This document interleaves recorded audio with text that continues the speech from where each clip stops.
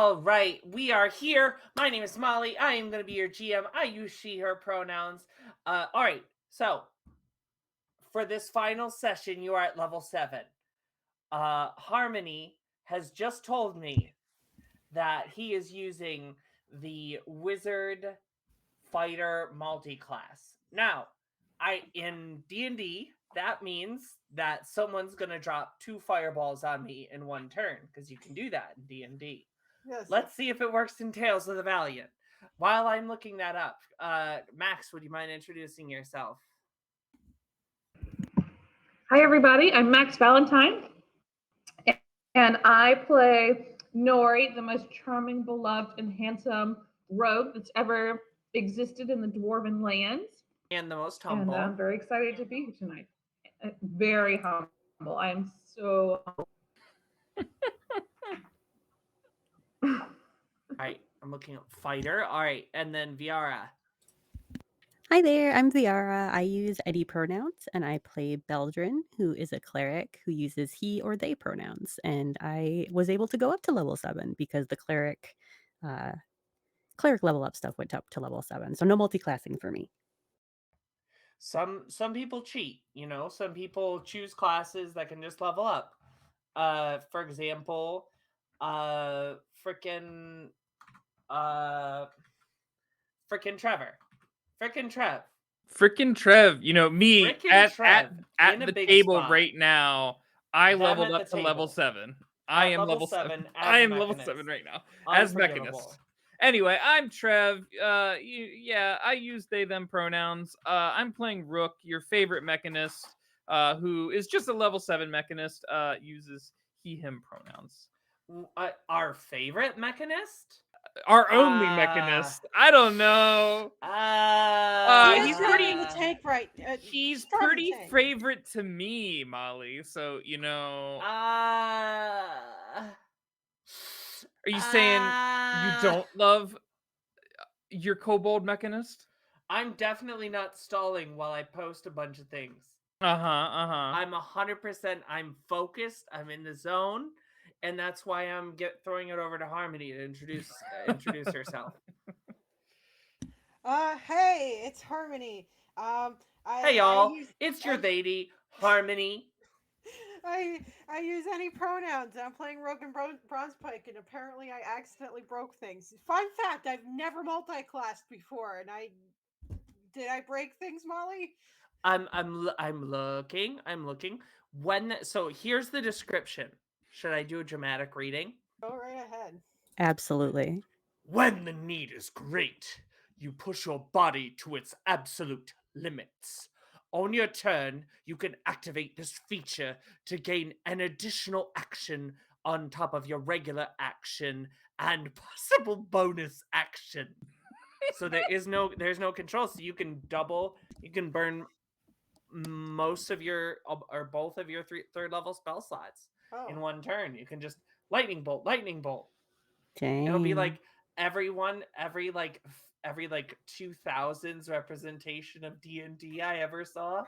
Oh no. Which is like someone like cleave, like it was basically like I love Great Cleave. I miss it so much. Yeah. Was it great though? Yeah. We actually discussed, because I've been playing D&D since high school. We discussed how you could use Great Cleave to traverse millions of miles without having any time pass if you just lined up really easy enemies one right next to another. That's fantastic. So this reminds me, Trev, you're probably aware of this. Maybe the rest of you are as well. The Million Peasant Railgun. It sounds familiar, yeah. All right, so I've also seen the other one is like the big black hole trebuchet or like whatever. Yeah, but anyway, continue. Yes. So I mean, fair and balanced gaming. If you can recruit 1 million people to help you out, you just gotta do it, because all those readied actions, you can get one log, or even honestly a pebble, to just travel a million faster than the speed of light.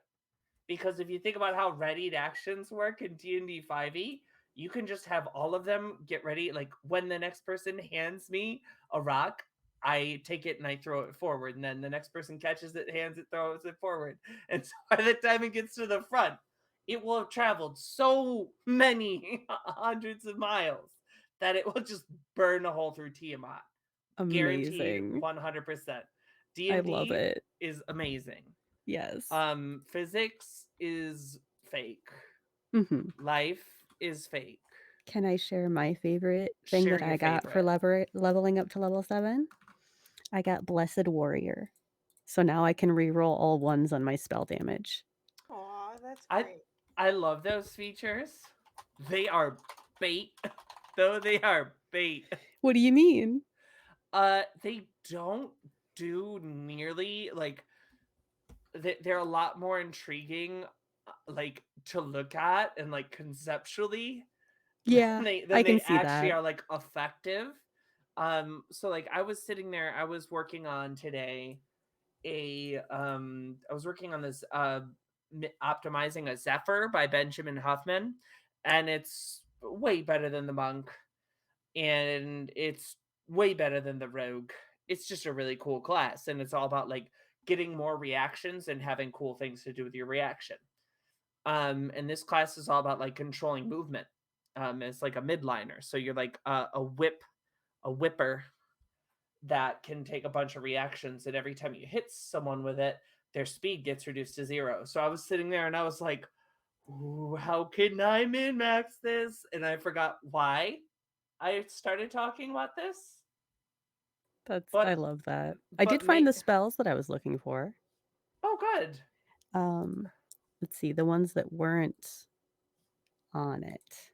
Did I just lose it again? There's like banishment was one of them, that's for sure. Banishment is a charisma save, and then they just get sucked into another world for a minute. That's what I thought, but I didn't know if they like changed it. And then blight and compulsion were the other two. I love Blight. It's just a nice high damage spell. Love any necromancy spell. Let's go. It's what? It's constitution necrotic damage? I don't know what it is in this system. I think that's right in 5e. I'm assuming it's the same. All right. So It wasn't in the AOTT stuff. oh, it Or wasn't Tales of the Valiant, rather. it wasn't in the TOTV. Mm-mm. It's not in the the main book here. All right. Mm-mm. Blight? I believe it's in the Oh, druid it's probably book. in the druid one. I Oh, remember is it? Okay. yeah, I remember because I think I was looking at that if Acra would have survived a little bit longer. Rest in Acra. peace, Acra. R.I.P. Rip, Acra. rip, rip. Actually, Blight is in it. Is it? Fourth didn't see ring, it. divine and primordial. Yep. Necromantic. Okay, con save for 88.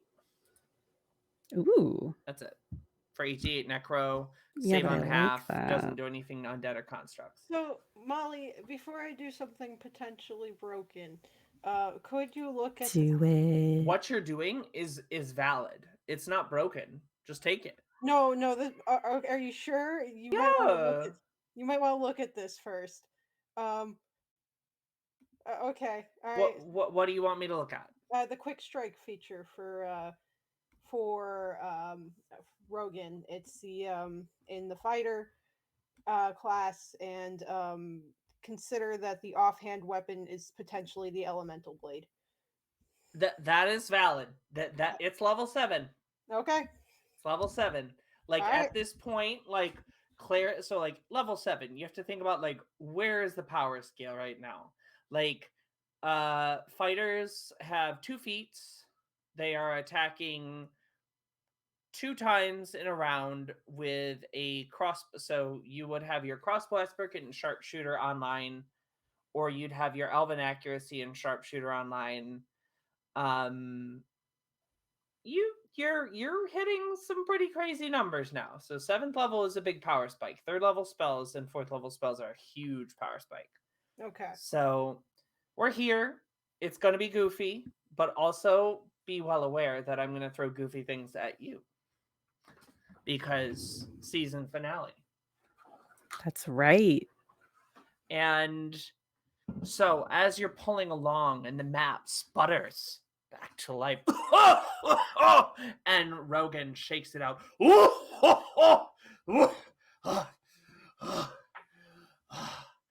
made it.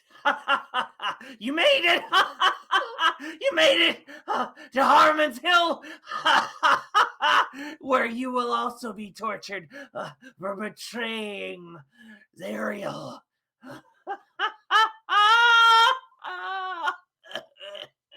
And you roll the map back up because it's crazy at this point. Rogan, is your map evil? He's just crazy.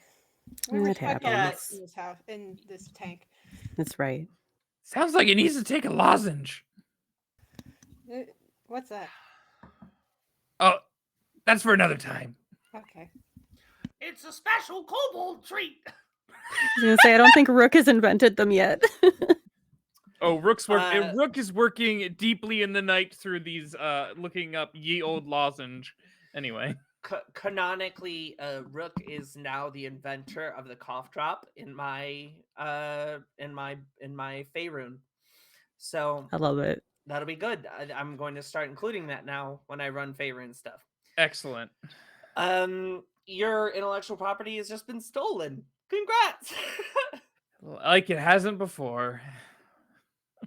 What do you mean? Everyone is honest and true to Yeah. their word. Totally. And so as you pull up to this, you start weaving the tank through this through these iron woods, and you see these massive clouds of these creatures that seem to be they seem to have the figure of men, but they seem to be flesh pressed into the skin of mosquitoes, flittering around with these long beaks. And you see in the distance a few beings kind of mangled and jammed into these trees with different limbs impaled on the tree, keeping them in place. You eventually get to a point where the buggy can go no further. You find a convenient place, you find a reasonable place to pull off and throw some metal foliage over the top to do your best job to stealth it. Or you cannot, or you can try to do something else. So my Valiant, what would you like to do? You've reached this impasse in the iron woods of Harmon's Hill. Does this tank have guns? You have a kind of a meat grinder type apparatus on the front of it that you think would be great for grinding up meat, or what the devil had planned to do with it last session, grind up a Rogan. Not so great with iron. You have two kind of ballistae on either side, kind of like on the passenger side, and in the rear you have like a wrecking ball, but it seems to be made out of the same material or something similar to the trees. You don't think it's anything harder. Okay. Should we take it on foot from here? Yeah, maybe. Unless you think we can get past these trees somehow. I could always attempt the meat grinder on the trees, but that would be awfully loud. Yeah. And you're looking up at these swarms of like mosquito bat human people, and you're like, oh, that'll be fun. I wonder what it's like to get my blood sucked by a giant mosquito. And as you're kind of standing up thinking about like the mathematics of this, you get stung by an invisible bee. All of us? Just you. Just Rook? Oh. Just Rogan. Okay. No. That hurt. What happened? Are you okay? Bees. Bees? Never mind. Rook is frantically looking around for bees. Ooh, should I make the last episode all Eddie Izzard references? I'll see what I can Yes. do. I'll see what I can do. Right? So you're going to continue on foot? Suppose so. Yes. Right. So you stash the vehicle and you start pressing up, and the map, after you finally get it to stop coughing, you pour some water on it and it shuts up for a second. And you see that it is sort of guiding you to the top of this hill where the betrayer is said to be tortured for their entire afterlife. You remember this person as a half elf with bright green eyes. You remember seeing them in the fresco that you saw beneath the high hall back in Eltrell. So, Before go ahead. before we get much further, Rogan's gonna spend a level 1 spell slot to mage armor himself. Okay. Cool. So that kind of as you're making your way through the woods, all of a sudden, like a big flutter of sturges kind of like starts to sort of swarm down at you. Sturges? Sturges, these half mosquito, half Oh, okay. or sorry, these mosquitoes, these man mosquitoes start to Yeah, swarm all around you. They're mansquitoes. kind of like fairy size. They're like Oh, Tinkerbell okay. size mosquitoes, and they're Mhm. trying to come at you. And they're starting to swarm, and they're starting to swarm, and you're like brush them away, like fuck off. And I'm covered in bees, and you drive. You're kind of like wishing, like, would this just go away? Would this just go away? And this kind of clearing that you're in starts to fill with white smoke. What do you do? I think Beldrin would take a moment to cast Death Ward on himself. Okay. You see the smoke starting to swirl in the clearing in front of you. And as this funnel Can we cloud, attempt to hide, or do we not have enough time? tell me if you're gonna try to like tuck yourself in like behind a tree. Yeah, let's do that. Let's hide Try behind it. trees. Yeah, let's try. Okay. I was gonna say let's see if we can hide. Attempt. Yeah, attempt to hide. All right. So, you see this figure spins, and the smoke, the swirling of the smoke stays just as strong, but it forms into the shape of an angel with a burning with a ragged halo and What? two orange eyes light in the middle of it. Hmm. And she said, and you hear this voice ring out.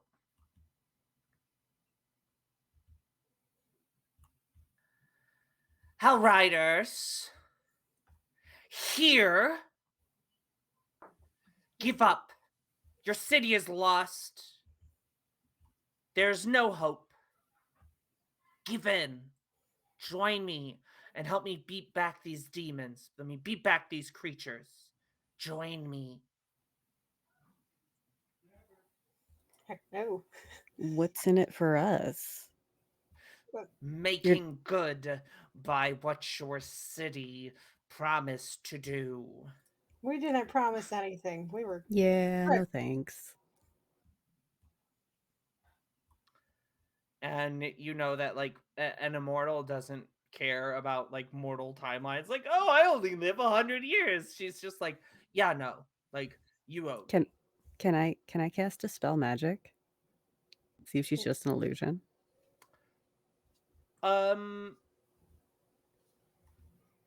Yes, You might want to roll insight first. Okay, I'll roll an insight first. or like investigation Okay. is the actual thing. Okay. But I have more insight. I got a You might be able to- 16. You can tell that this is not a physical form. Okay. As you're like looking at it, this creature is not in front of you. and she will say, "You may hide behind those iron trees, Hell Riders, just as Jander ran and hid and abandoned me in this hellscape. You two will burn here." Bring it. And you see, you hear the ground starting to shake as you say, "Bring it." And you see, first, you see a rib bone unearth itself. And then a number of rib bones. Just from the ground around us? Just kind of from the ground around you, being ripped up out of the earth. Cool. And a skull unearths itself as you see this creature, like this visage of smoke and flame, like reaching out its hands and like raising it up. And you see this kind of the halo of this smoky figure lights ablaze, and as it does, two eyes light in the skull of this dragon that has formed out of the bones in front of you as wings take shape. Roll for initiative. Ope.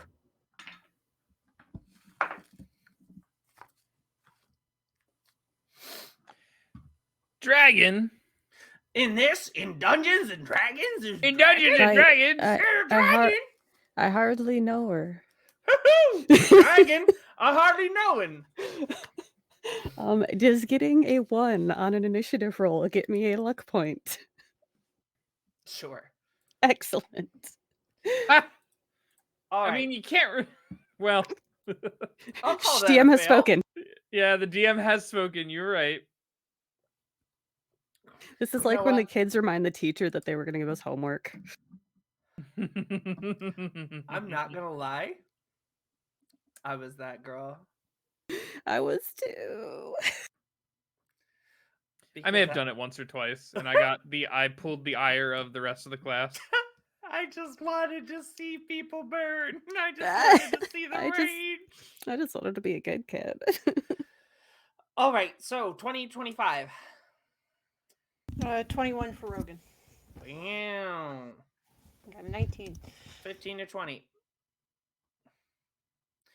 Wow. 10 to 15. Holy smokes, y'all.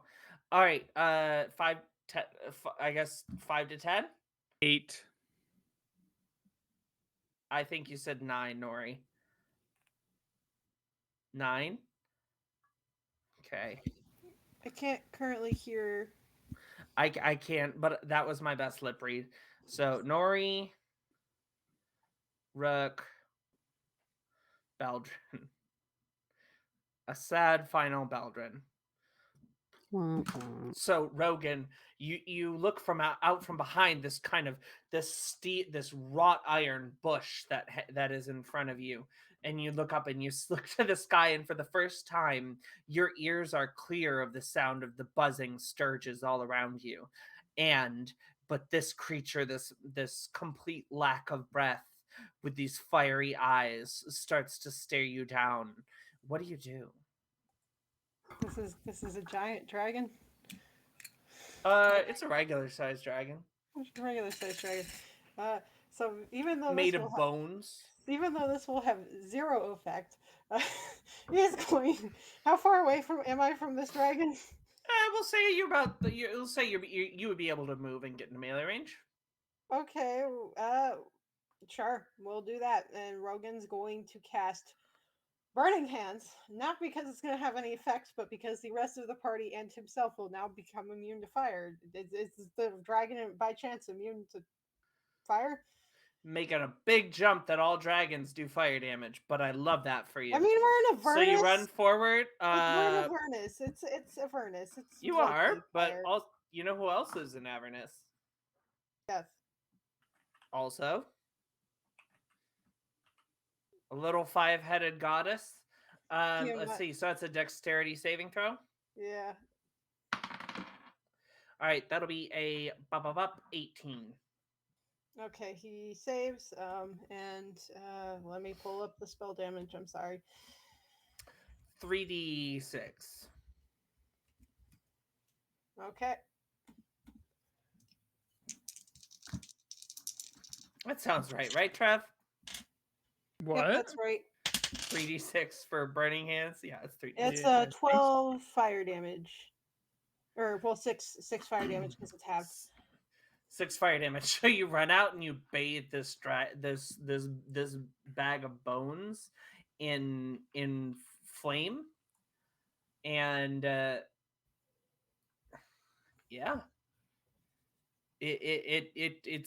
some of the bones look a little charred, and you feel some of the magical wards weakening with it a little bit. Okay. And so you're gonna end your turn up close. Yeah, I mean, I used all my movement to get here. I'm going to use a bonus action, though, to summon my elemental weapon, and it will be doing lightning damage. Okay, so what would have been our marching order? I should have done this beforehand. Sorry. So what would have been our marching order? I guess Rogan was up front. He had the map. I mean, we were all kind of ducked behind separate trees, weren't we? Yeah. Right, but I want to okay, let's say we're doing theater of the mind breath weapon. Gotcha. Who would most likely be next to each other? Probably Beldrin would be by Rogan. So we'll say Rogan and Beldrin are sort of close together, and then Nori and Rook. Sounds about right. Rook in the rear. Hey. Actually, you know what? That's for another stream. That's for another artist. Rook in the rear is a totally other thing. All right, so this dragon wheels around, and its bones and its skeletal form glimmers against the Avernian omnipresent light, and it snaps out at you with its jaw. If I can find this thing. Cool. So yeah, the jaw's gonna hit. Claw. So it looks like a jaw is gonna hit, a claw, and then a claw is gonna hit. So that'll be a 23, a 14, and a 25. Yep. Against Rogan? Against Rogan. Okay. Yep, and so you're gonna take 15 piercing as the jaws wrap around you, and as you feel it, and as you feel the jaws digging into you, you feel radiant damage pour in. You feel this burning holy fire set through your skin, and you're like, oh no, wrong kind of fire. Oh god. And then as the jaws wrapped around you, this skeletal claw rakes up the back of your leg, and you take another 11 slashing damage as it attempts to tear your hamstring out.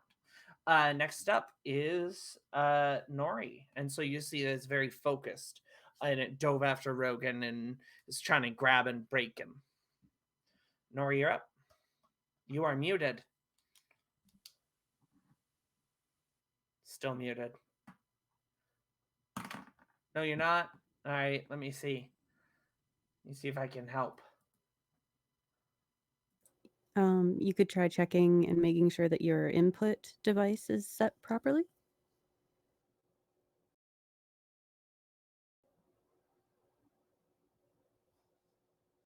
I tried changing a thing for you. Can you hear me now? Yes. Woo! We can. You've missed several key statements that I've made. First of all, querying the dragon creature, whether he could provide us with the contract so I could have it reviewed by my lawyers. There were several other things that didn't come through. But Sad. I love Nori's quips. I know. Such is my technology curse that I seem to be struggling with.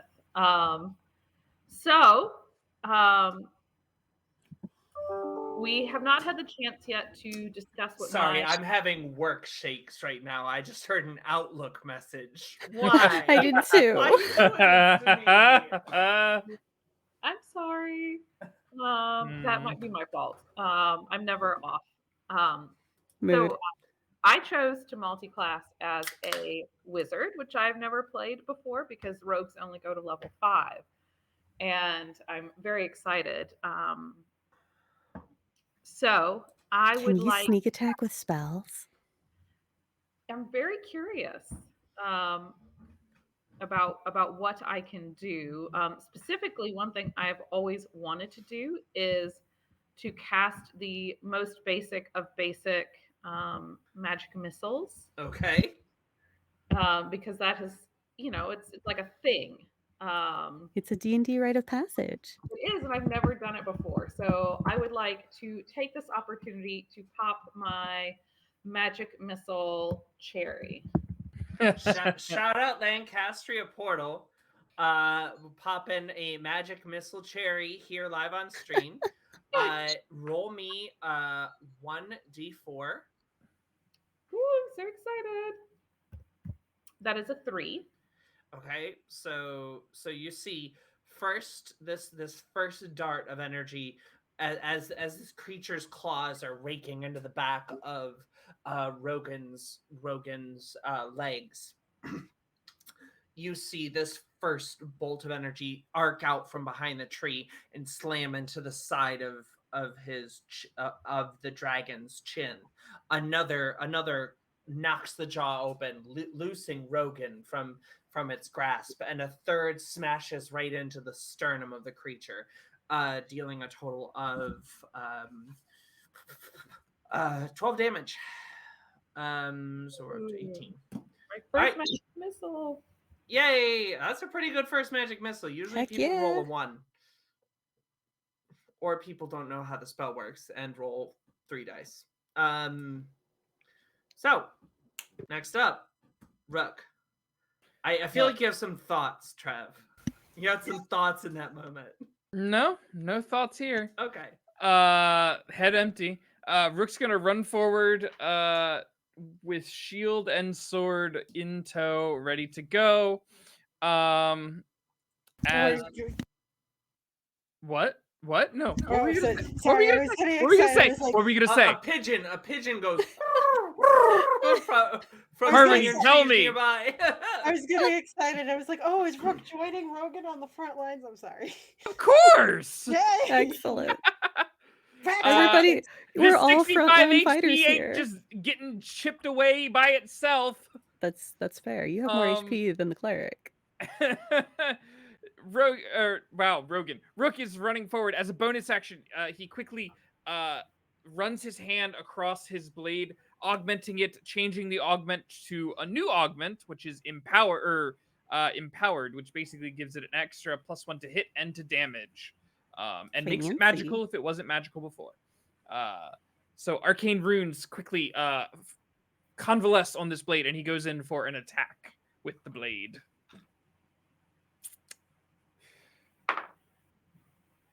Ooh, that's gonna be a 26 to hit. Yeah. That's good news. Hey, I'll hopefully be consistent. God, I hope you don't consistently roll 26. 11 points of magical piercing damage with the silver longsword. With the silver longsword. Yep. How much was it? 11. All right. So you run forward, seeing you dip under the tail of this creature, and you run forward, and you do this. You like heroically stab right where the heart should be, and you damage a lot of bone on the way in. It's like, this is not a killing blow, but you've hurt this thing. As the runes, as they enter the skeleton, you can tell that there's some magical interference internally with the runes, as they really is inside of the skeleton. Like, once they pass through that some membrane that's there, they spark. They are like ragged and start to be like being pulled out of place. Next up is Beldrin. Or sorry, any bonus actions? No, my bonus action was to change the augment. So, nope, all good. Cool. Beldrin, what you up to? Okay, do you remember spiritual weapon is a full action to cast? Spiritual action is a bonus. Spiritual weapon is a bonus action to cast, no concentration. Okay, cool. Then that is what we're going to do for the bonus action, is cast spiritual weapon. So you have to close. So you move forward. You poking your head out from behind the trees. You summon rolled a a tree. magical mace. He rolled a And- 3. I think everything of him is poking out from behind this. He chose like the smallest tree. So you just see a bear like moving its hands from behind, moving its paws from behind the tree, and you see this mace appear on the other side of the creature from where Rook is doing his heroic thrust. Make an attack roll. All right.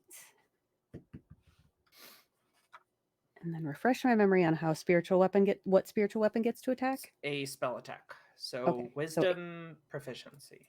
All right. The 14 to hit. That will miss. Oh no. Do I get a luck point for my sword missing? Yes. Excellent. Okay, so that was my bonus action. Yep. And now you can do a cantrip. It's your action. Or I could just run up and hit it. Or you can do that. Yes. Me. Close the gap. Yeah, I think I'm going to do that. I'm going to run up and hit it with my mace, my hand mace, not my magic mace. I leap from cover. Your other magic mace, the red glowy one. Yeah. So you see Beldrin after bringing this mace and just it swings down and it attempts to clip this dragon's tail, and the Beldrin, upon seeing it miss, with shudders, shakes with rage for a second, runs forward and swings out at the creature. I got a 22 to hit. Yeah, that's gonna hit. Okay, good. And I rolled max damage. So that's So, a 10 10. 10 damage. It's 6 plus the +1 for the mace plus my 2 strength, right? Cool. Oh wait, is that 9? It's 9. 9. I'm good at math. 9. All right. So you see run forward and you hear crunch as one of the vertebrae in the tail seem to splinter, and that you see the magic aura around your mace kind of again also similarly gets pulled ragged, and you have that sort of Kylo Ren lightsaber effect for a second as you bring it down onto the creature, and it sort of goes, and then as you pull it off, it comes back. Next up is Rogan, after having taken a mighty chomping. He's still up and standing though, and he hasn't had to use his Yeah. higher equivalent of a second wind. In this one. Humble brag. Humble brag. Oh, this It's is such a okay. good ability. Oh yeah, it is. So right now he's going to he's going to attack. He's going to be using his quick strike ability. So because I am standing next to Rook, Rogan currently has advantage because of pack tactics. Oh, Yep. right. Can't forget the So tactics. that is a 19 plus Hits. 5 to hit for this. This is just a dinky little dagger. So this is a silver dagger, if that matters. That's a 4 damage. No wait, 5 damage. Okay. And now this is where it hurts. He's going to make an attack with his offhand. As a bonus action, using his quick strike ability, he can now make 2 attacks with a different light melee weapon that he's holding in the other hand. And in this case, is the elemental blade. He has advantage since he's standing next to Rook. And each time this hits, it will do 3d6 damage. Okay. So the first one is a 19 to hit. So sorry. What? Lightning. Lightning. Okay. 19 to hit for the first hit. Hits. That is 14 damage. Then for the second hit, that is a 18 to hit.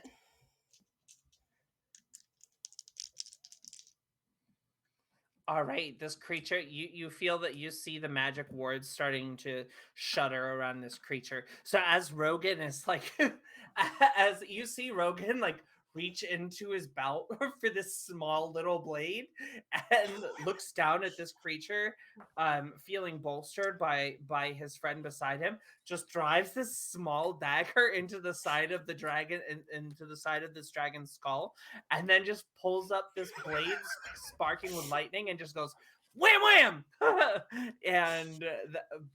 and just absolutely you see a crack starting to run up the side of this dragon's, and it shattered the eye socket on this skeleton, so the eye is just sitting suspended in a shattered eye socket.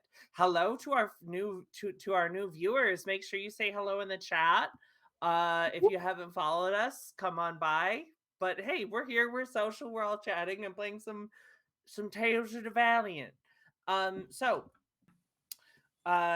next up is this creature. Molly, unless I'm reading it wrong, I believe I get a second attack with this hand. With the quick strike ability, it says that I can make 2 attacks with the offhand. That's what you just did. I have a. So, sorry, the damage was not 18 on the second hit. I hadn't rolled the damage. That was an 18 to hit on the second hit. I'm sorry. Oh, that hits. Okay. Oh, well, yeah, that. Okay, I was about to say. It's slightly less damage because I did not roll max damage. It's going to only be 9 damage. All right, cool. Sorry. So, as everyone has pretty much decided to run out into the middle of the field, this creature is just gonna, with like a whoom and a cloud of red dirt. Hi, Big M145. Welcome. Welcome. You with a whoomp, you hear the wings kick off the ground, and red dust fills the air around you. You can make opportunity attacks if you wish. Yes, I would like to. Yeah. Yes. And I'm next to Rogan, so pack tactics. Yes, advantage. Woo! And Rogan is next to you, so pack tactics. Pack tactics on tactics. Let's see. So it's gonna be a 19 to hit for me. Hits. Cool. 17 to hit for me. Miss. 10 damage. And this is magical with the silver longsword. Cool. So. And how we doing, Baldrin? 8 to hit. Yeah. That was so pouty. Your VTuber, your person was just like so on point right there. Excellent. So sad. And you see this creature rise up from this dirt, and it wheels around. Oh, breath weapon. And it starts. You feel you hear a tremendous. You see the light from its eyes start to wick and drain into its throat and mouth, and you see this big ball of radiant energy pour out. And so I need Beldrin, Rook, and Rogan to make dexterity saving throws. Ooh. I got a 19. Saves. 15. Saves. I got a 16. Saves. All right, let's roll some d10s. How many d10s, But Molly? we all saved. Do you want to know? I do, actually. I'm very 7. curious. Okay. Oh. 15. Hey, max damage is only 70. Half that, you know. It's 35, yeah. 15, Yeah. 28. 34.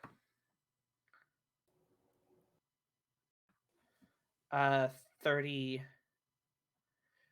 37 divided by 2 is 15. 18.5. So y'all take 18.5 damage. No, y'all take 18 damage. radiant damage as it pours, as this beam of light fills the battlefield and cuts through this dust that had surrounded you. And you see it as it finishes its run on the far side of the clearing, hovering about 20 feet up in the air. Next Alright. up is So since Rogan is taking damage, that's reducing him below half.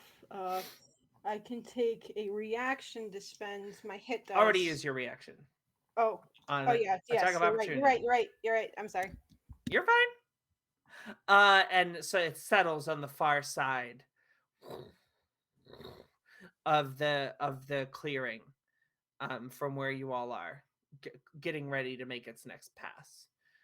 Top of the order is Nori.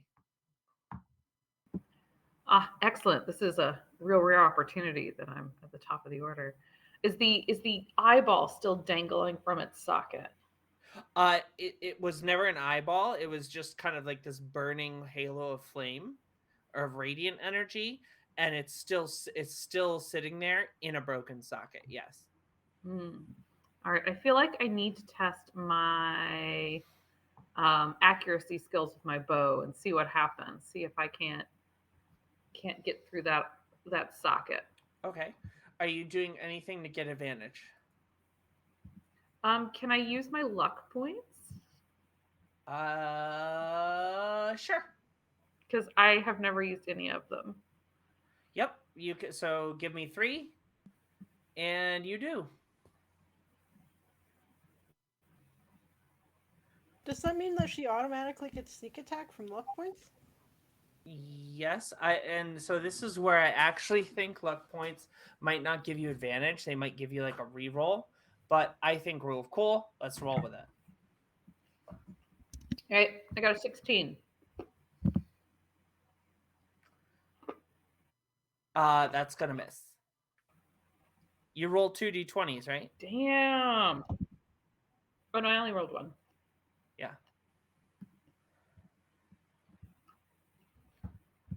That's only a 14.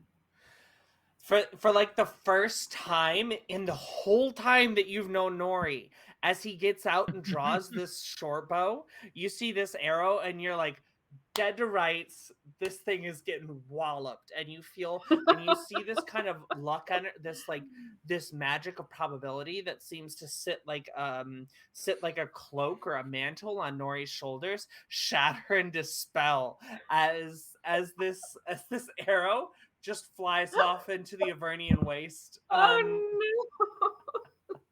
no! Next up is Rook. Can I get to the dragon basically with You my can movement? get, but they're about 20 feet up in the air. I see. Okay. Well, in that case, I am going to then bonus action to switch my augment to my infuse spell. And you see as Rook points his sword up at the sky, getting close enough to do it because we're kind of theater of the minding, and casting Scorching Ray out of the tip of the sword.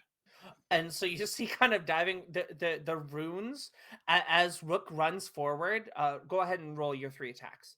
As Rook runs forward, the runes shift down his blade as he taps it twice against the earth. And when he draws it up to strike, he points it into the air, and 3 arcs of flame fly from his spell hilt. attack. Here we go. So that's gonna be one of those is gonna be a 20 hits. One of those is a 11, which I don't think hits. Misses. And then the other one is going to be 22 to hit. Hits. So 2 of those hit. So that's going to be 2d6 fire damage on each hit. So first hit is 3 fire damage. Tree.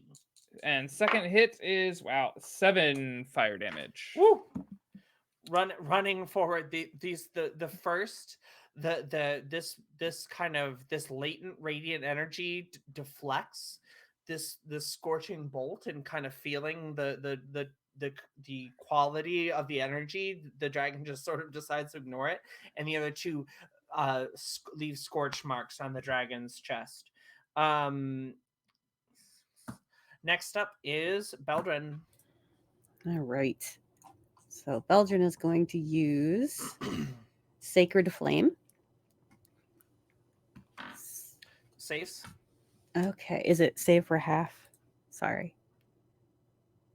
Nope. Sorry. Save for nothing. Okay. Save or suck. Save or suck it. And that is his action. So can he make the sword fly up to hit the Yep. dragon? Okay, cool. It can only go 20 feet, so it would take Mhm. another turn to get there. Oh, I thought you said it was 20 feet up.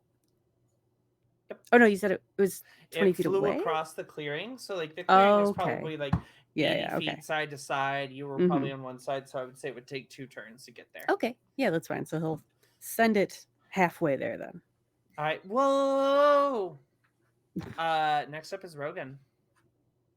Rogan's gonna pop a health potion for his bonus action. That's I was very. This adventure is very generous with health potions early on. Yeah, I'm It's pleased about also that. it's also the only adventure that has at second level has a caster that can cast Fireball 3 times. jeez. How Wild. many d4 is a health potion? I'm sorry. 2d4 plus 2. 2d4 plus 2. That is 8 hit Come on there, points Adventures for- League. Let's go here. We're at 16. And then he's going to just firebolt it from here and start to make his way over. Well, Rook, did you charge towards it? I got close enough to basically be within range. Oh, actually, I don't need to move. Range You for would not Scorching have Ray is needed to 120 move, feet. yeah. I forgot. Yeah, I stay put then. I'm where I'm at. Okay. It's got to come back to me. Could I hit it with firebolt? Well, I can move up and then move back. Firebolt's 120 feet. You'd Oh, be okay. fine. Then I'm gonna do that. Then I'm going to attempt to hit him with firebolt. That was caught. I'm sorry. I have a couple of random things on this table. In this case, it was an old election pin. That is a 25 to hit. Yep. Oh. Remember, scaled at 5th level. So 2d10. Mm-hmm. Why do I have no d10s? No, Molly, I remember a toy I have I can use. that is 16 fire damage. We'll get to it on my turn. Okay. Continue. All right. Continue with Harmony's turn. Oh, I remember your toy. Same. Oh my gosh. Have fun with that. So I remembered the pipes. It's the shield, Molly. The shield. Oh, yeah, that's a good thing to remember. It's kind of a huge power. Yep. I aren't intrigued. Oh yeah. It's You a good should be. shield. You should be. It's a pretty good shield. It's a good shield. 9 out of 10 adventurers would say yes, please. So this creature, you see the magics that was suspending this start to break, and you see kind of a swirling mist start to surround it, and you see kind of its form becomes slightly obscured. As this happens, so mechanically that's just going to confer disadvantage on attacks. Let's see if I can recharge the breath. I can't. Dang it. Big hack. Yes, the breath is down.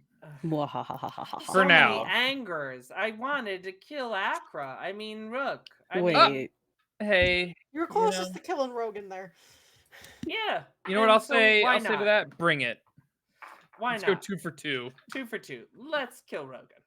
As the creature seeing this bolt of flame start to kind of shatter and burn the other eye socket on the skull, it lurches at you with its jaw open, flailing out to the side with its claw at Rook. So first attack on Rogan is a 19 to hit. On Rogan or Rook? Rogan. Rogan. Shield. Cool beans. Next up is the 2 claw attacks on Rook. So the first one is a 24. Second one is an 18. 18 miss. They both will hit. Both hit? Yeah, even my with the +4? with the what +4? The shield is a +2 shield. Are you attacking Rogan or Rook? Rook. Yeah. With the claw. Oh, so your shield gives you extra armor class. Yeah, but only on top of that is my armor class is 17 because I have my dragon dragonkin armor, which my dragonkin is 13, and then the shield is +4, so it's only 17. Yeah. All right, so you're gonna take 14 slashing on the first. Okay. And 12 slashing on the second, as these 2 claws go and attempt to cut you in half.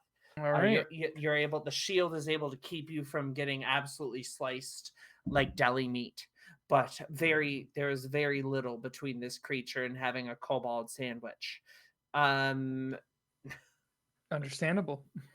As it hovers 10 feet off the ground, over Rook, Nori, you see things line up to take another shot. What would you like to do? Well, I'm a little bit nervous given that my 16 didn't hit. But perhaps I could rely on one of my other wizardry spells, just for the fun of it. Spells in a big spot. Say again?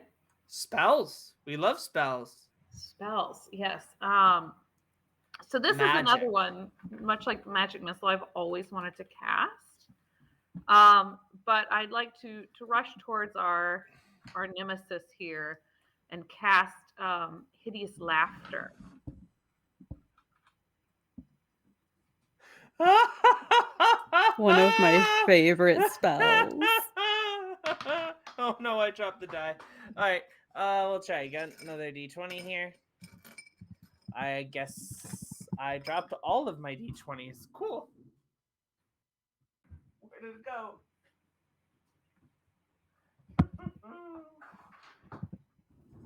All right. Oh, that's a net 20. Sorry.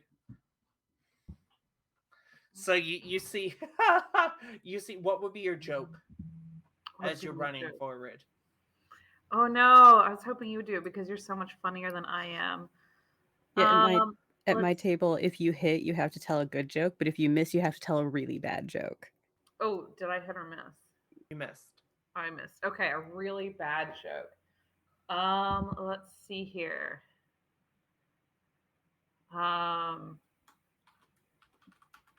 Knock knock. Okay, that's just it. That's just it. Okay, knock knock. I never made it further. That's pretty bad. Yep. All right. So, we are anything with a no. That's it. You just hear Rook, as this creature attempts to slice you in half. You see Nori heroically running out of the wood and just yells, "Knock! Knock!" And the dragon looks at the eye flickers backwards and then goes back to trying to crush you in between his claws. What would you like to do? You said the dragon is 10 feet above me currently, right? Yep. Okay. Well, Rook is then going to stick out the shield and channeling the words that he knew from previous times is going to say, "I hope this works," and then it's going to be like fireball and try to throw a fireball above it to basically rain the fire down on top of it. And you see, you hear, "I'm so excited to get free. This is gonna be a wonderful partnership." And you see this fireball, and you hear this voice say, "I hate Zariel." And so let's get a say that's gonna fail. Okay. 8d6. Let's Woo! go. Yes. welcome to our recent up, and they're gone. Welcome to our if you're a new viewer, welcome. Don't forget to follow. Make sure you check us out all our other stuff. Oh, it's that shield. Yes. Yeah, Yeah. that shield. Rook, so Yeah. fun fact, because we're all immune to fire damage, at least temporarily, you could have dropped it on us. It's Well, true. you know, I didn't I want thought didn't Rook drop it on himself? No, he No, dropped it on the dragon. I put it. I basically imagined that I'm putting it literally like on top of the dragon, so the effect is coming down on top of it. The way God, I just thought you were under the dragon. kind of, yeah, but I made sure it's 20 feet Oh, okay. away from Okay. me. If you burn my robes, I'm gonna be super pissed. So that's 10 or wait, 10, 16, 18, 19, 20, 21, 22, 23, 24, and then it's 88, right? Or 86. Or 86? 86. 86, So yeah. 24, and then 25, 26, 27 points of fire damage. Nice. Some low rolls in there, but I also rolled some sixes and some fives. What so does this look like? How Uh, do you end the skeletal dragon's short 18-second reanimation? I think it is the fireball goes up, and I imagine it like pops off, exploding into the air, raining the fire down on top of the dragon, just starting to burn the bones away, or any of the magical enchantments that were holding the bones together. Can I make a suggestion? Sure. Now, Rook is also the creator of fireworks in Faerun. Hey, hey! Lozenges We're gonna have some and fireworks. lucrative business when we get back to Faerun. Yeah. If If you're right. So, this you see this small mote of fire energy flit upward. This small mote of fire flit upwards through the skeleton of this creature, and you see it really quick. It collapses, and you look away for but a moment, and it whips apart. And and you see these meteors kind of falling down on top of this dragon, and the enchantment binding it together bursts, and the skeleton bursts into this white smoke that falls heavy all around the clearing. And we will exit initiative. Which yells, you- one! Good job. One Rook. for Rook. The latter, bringing it back the latter half of the campaign. Hell yeah! All right. See if we can close. We might have a horde encounter, so we'll see if we can get you up there. If you throw a fireball at a horde encounter, that's gonna be a lot of numbers. It will be. So you'll start to see. So as you look around the clearing, the smoke will eventually disperse. You don't see these whirlwinds start to reform. What would you like to do? Beldrin is confused.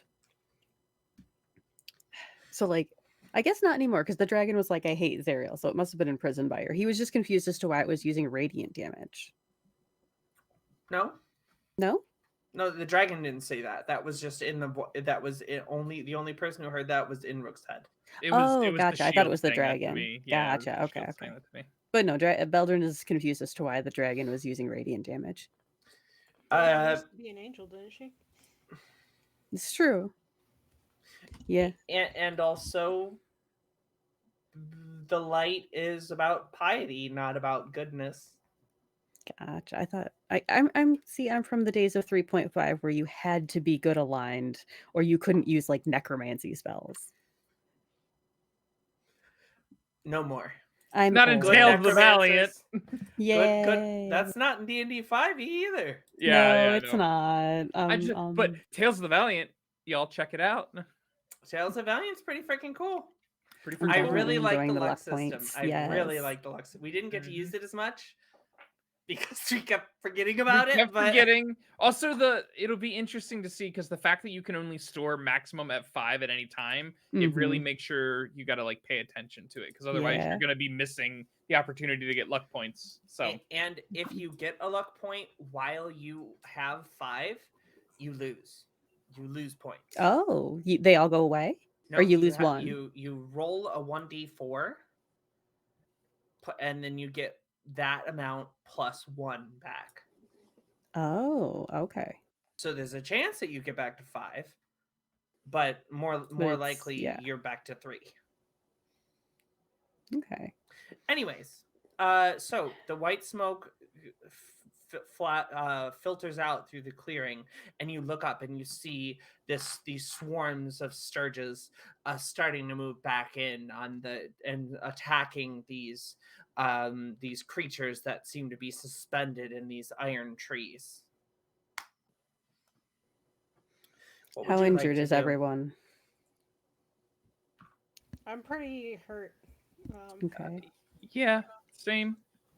I mean, we got hit by a radiant breath weapon. It That's hurt. why I asked. Yeah. It hurt. Do we think we can find somewhere to take a rest, or do we just want to keep pushing forward? And I'll use some of my healing spells. I don't think this is a good spot. I'm worried we're not going to find a good spot. I don't think we're going to find a good spot. Yeah. Well, in the interest of things, Rook is going to go ahead, and while he still has Imbue spell on his sword, he's going to cast Healing Word from it to heal himself up real quick. Okay. Which is equal to a D4 plus your spell casting modifier. So How far down are you, Rogan?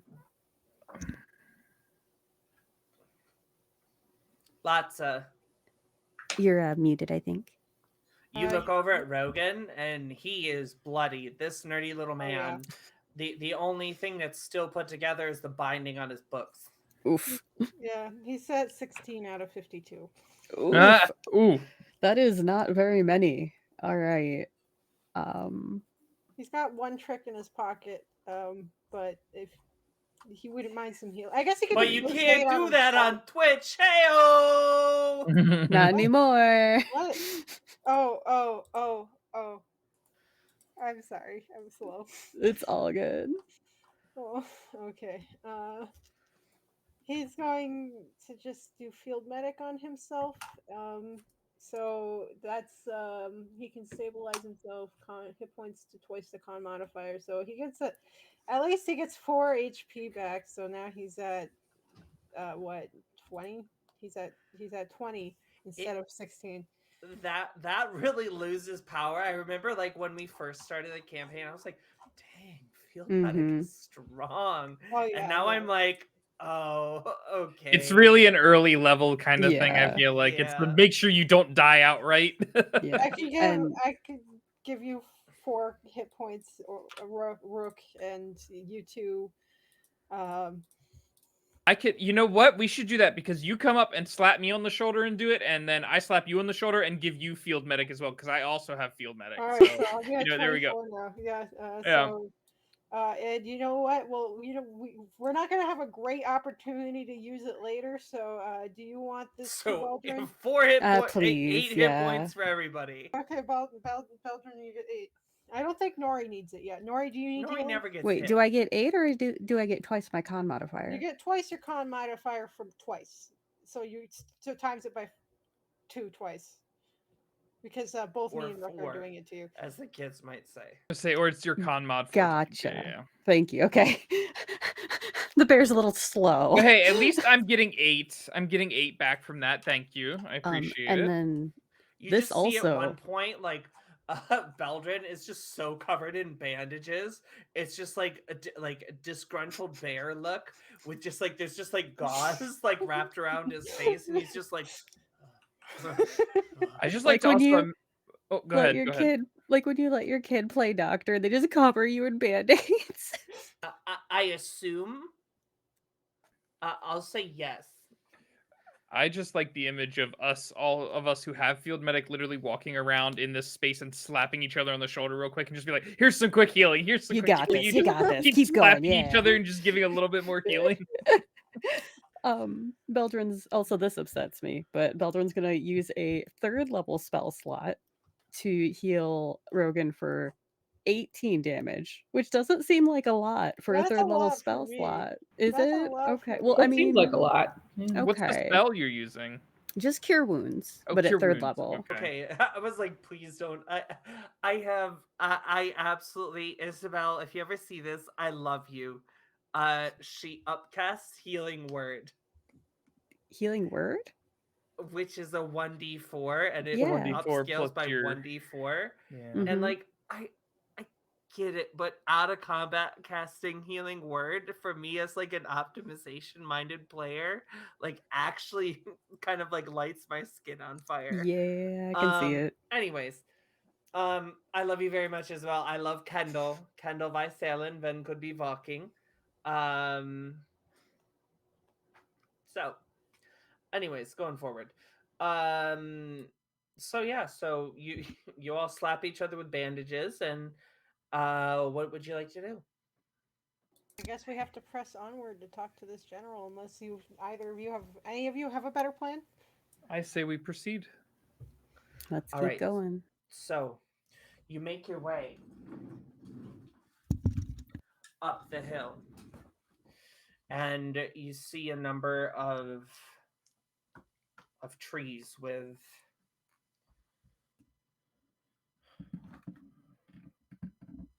names that are familiar, family names that are familiar to you from your time living in Altergard. Um, First names that were popular maybe in your grandparents' generation. You know, for Rook, maybe it was Rupel and Tupel. Maybe for Rogan, maybe it was Ethel and Jacob. You know, but these names that are very familiar, and you see these tortured souls impaled on these trees, and you eventually will arrive to you'll see kind of at the very towards the very top of the hill, at this kind of foot of a clearing, or at the top, at the very edge of a clearing, there is, you see first these striking green eyes, and you see this pale figure impaled on one of these trees. What would you like to do? Are the eyes looking at us? Currently, the creature's being fed on by sturges and seems to be screaming in pain a little bit too much to notice you. Mm-hmm.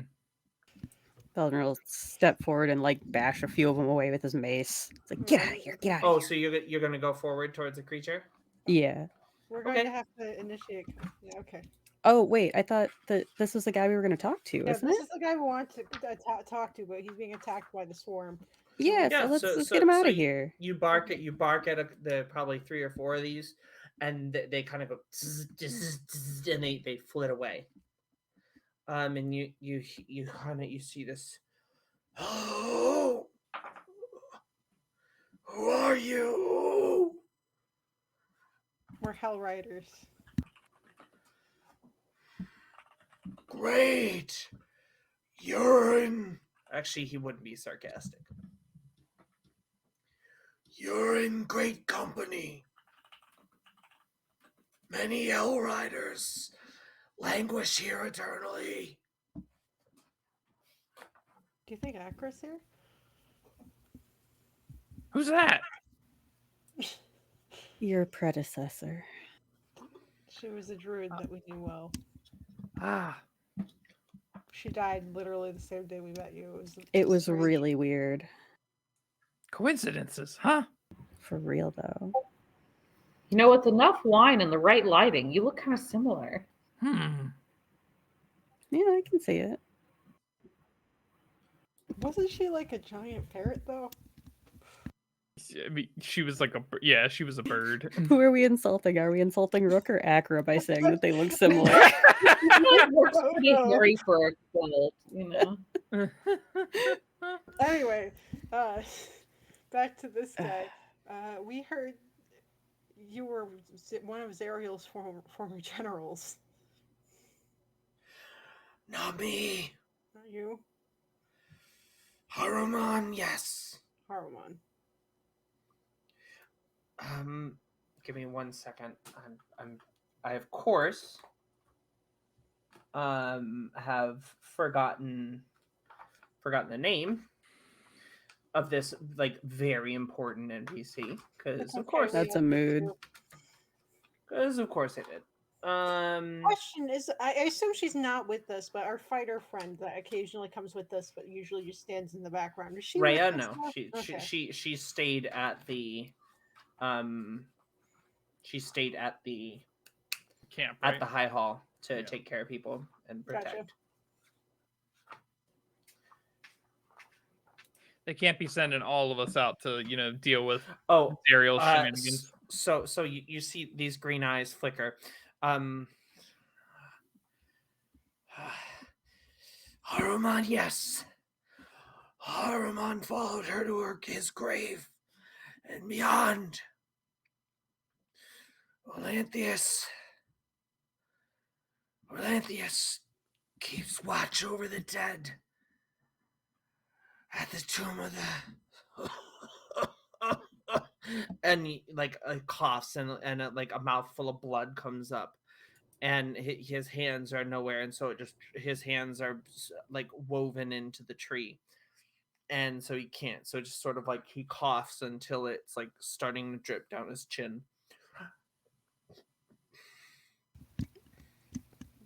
Hey, Rook. Olanthius keeps the dead that died here honorably at the tomb. Yale, we don't know where she is. Maybe Haruman will know, but I doubt he talked to you. Is there anything we can do for you? It could. Can you end this? Yes. I mean, I don't actually know. We can try. Well, I think he's asking for. Yeah, but can we? If he's just a soul trapped here, are we able to do He that? seems corporeal. Oh, okay. Rook with probably the last bit of his elemental, or not Rook, sorry, Rogan with the I'm mixing up characters' names. With the last bit of his elemental weapon, it's about 10 minutes on that, and he's going to slash it across this guy's throat, nice and quick, high damage, should kill him.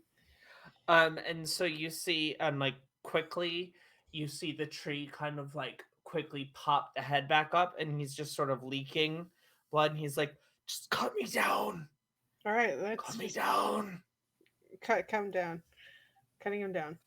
And so you have to you start to hack at this creature, and you hear the buzzing of the sturges come to a halt once more. As you hear a piercing shriek pour through the quiet of the Avernian waste.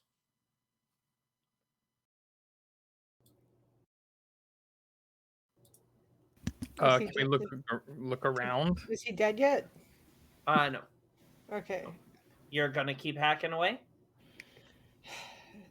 Do you know what that creature is? I mean, if I can. I'm asking the dying guy. Oh, okay. Taruman. He's gonna come for you. Please help me. Please end this. I know I don't deserve it. I know I'm the reason why Zariel's here, but please help me. I mean, we're gonna have Wait, to are you fight him that- eventually, aren't we? Are you the one who made? You're looking at his green eyes and you're thinking about the fresco. Yeah. This is, you haven't asked his name, but you're putting together that this is the person who went back through the portal and sealed it. Why'd you do it? I was afraid. What? You've seen the Blood War. It never stops. It never began.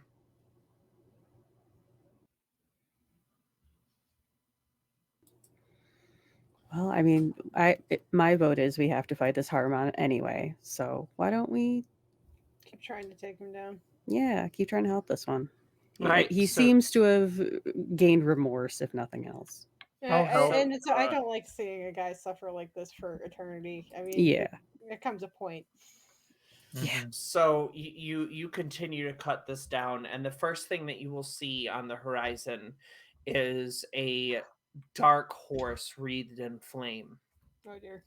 moving in from the distance. Do you do anything? You keep cutting?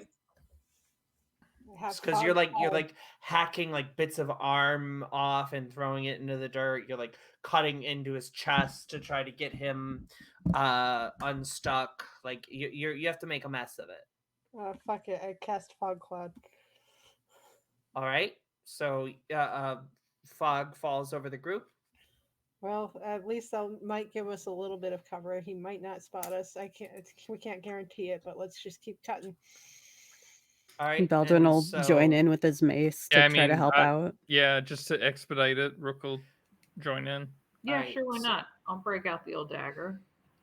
So you will all pop up and you combined. You're able to hack this half elf down, and as soon as the last bit of him falls from the tree, you see the green and the light fade from his eyes that have seemed to have burned eternal, and you also hear the clank of Yeah. spurs and armor shifting towards the cloud of fog that you've surrounded yourself with. Oh dear. Well, shall we prepare for battle again? I guess so. It's inevitable. Seems to be here. It's hell. What you gonna do? At least maybe we can ask him questions while we're fighting. What's your deal, bro? Wait.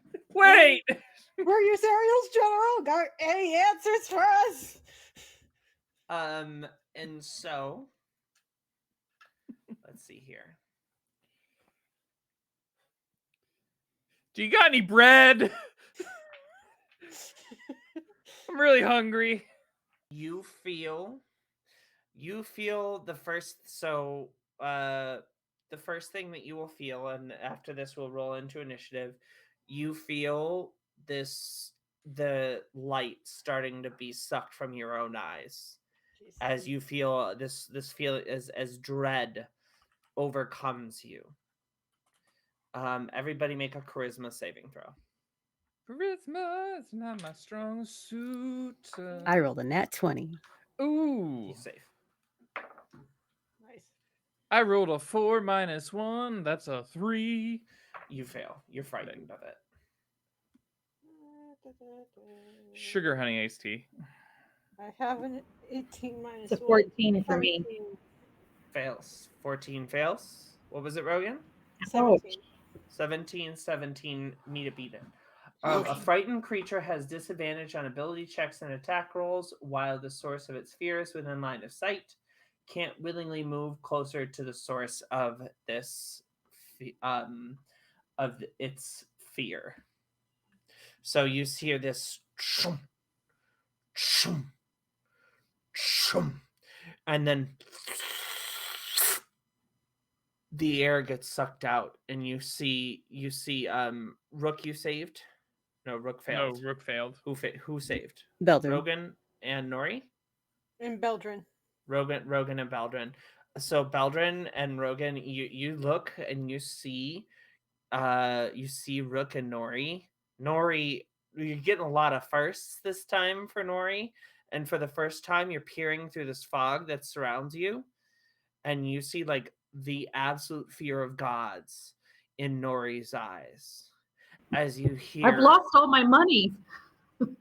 as you hear a long sword being drawn from a heavy scabbard, and you hear murmuring in Infernal, and that's where we'll go on break. Uh-oh.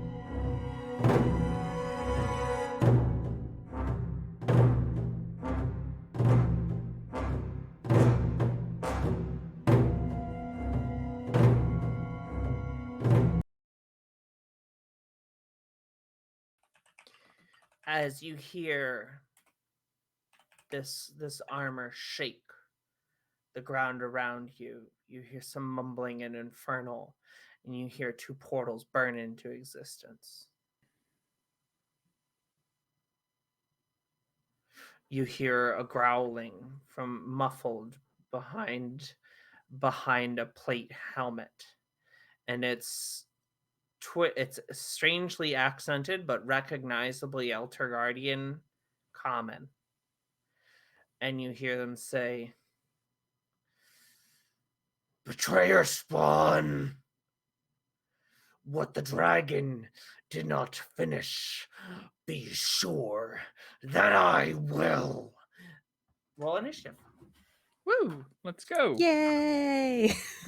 Oh, oh no. Uh-oh. Oh, Uh-oh. Uh-oh. Uh-oh. Oh no! Don't forget to add your dex to your initiative. Also, don't forget your luck points. I always forget all of those things. All right, so Uh-oh.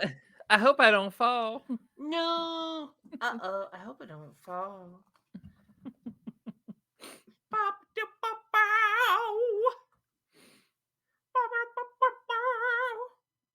All right. Let me just pull. Is this our battle music? No. Whoa. Bum. We can Wait, check. that Epic was battle music. some trippy stuff. Yeah, that was wild. I didn't see it. If I we, missed if we it. do a stream of us singing Love Potion number, who did that? The Temptations? I don't remember.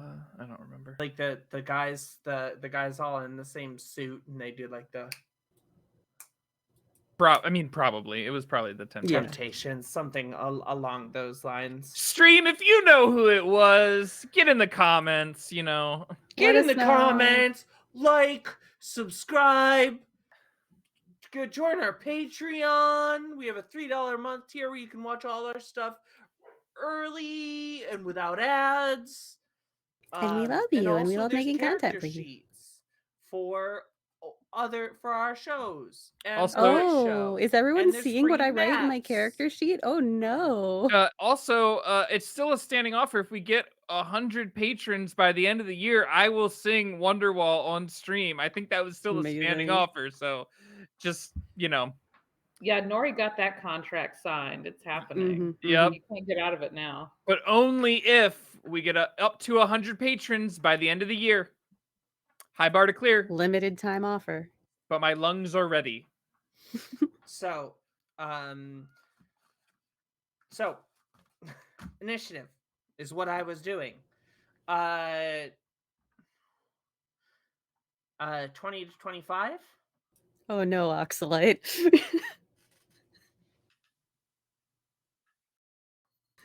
Yeah, it's good. It's good to not sing one thing all day, every day. I said maybe. Unless it's Immigrant Song by Led Zeppelin. Also, like, Or what about Black Dog. Hey, What about- mama, see the way you move. Gonna make you sweat. Gonna make you groove. Damn, that was really good. That was really good. Yeah. But don't All go right, past that 20 to 7 25, seconds. Nobody. Yeah. 15 to 20. Oh, 15, sorry. Beldrin got a 15. I was reading chat. That joke works better in person. I said maybe. Is that the start to an? Is that the opening lyrics to an Oasis song? Said maybe. Yeah. Anyway, all right. Okay. 10 to 15. I've Y'all. got a 13. 13. Nori. Boom. All right. 5 to 10. 8. Oh no, Rook. All right. What did you get, Rook? An Uno 1. Yay! Minus anything? No, it's just 1. Okay. So, this creature, this creature surges forward on its infernal steed.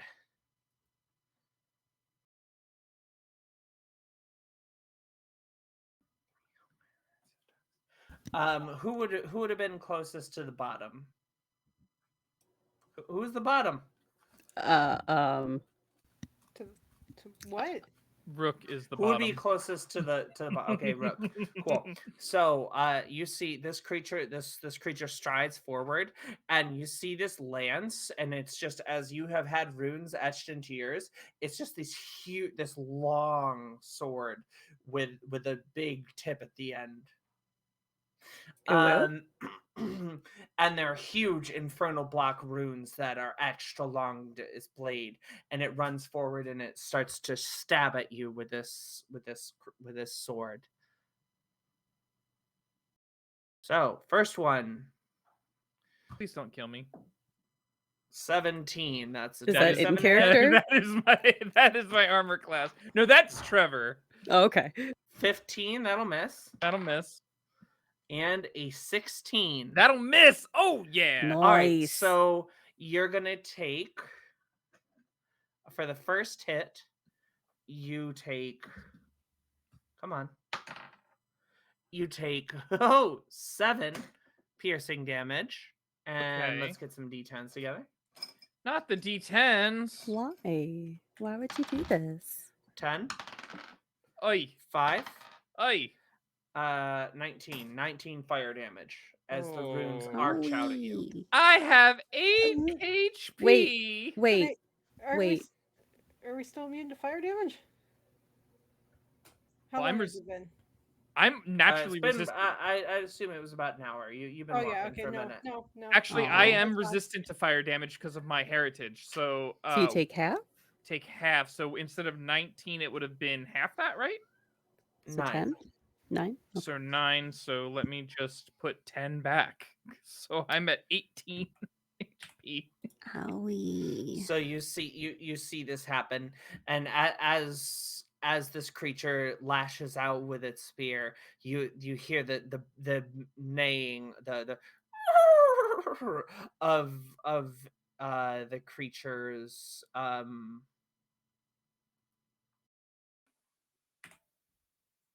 of the creature's Noble steed.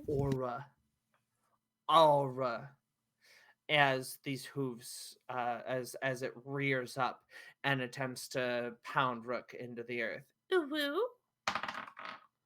13 Oh my plus God. 6, 19. To hit? Yep. Yeah, that'll hit. Okay, Ow. cool. So the first bit will be 15 bludgeoning. Okay. Yep. And 7 and then I have to roll a 2d6.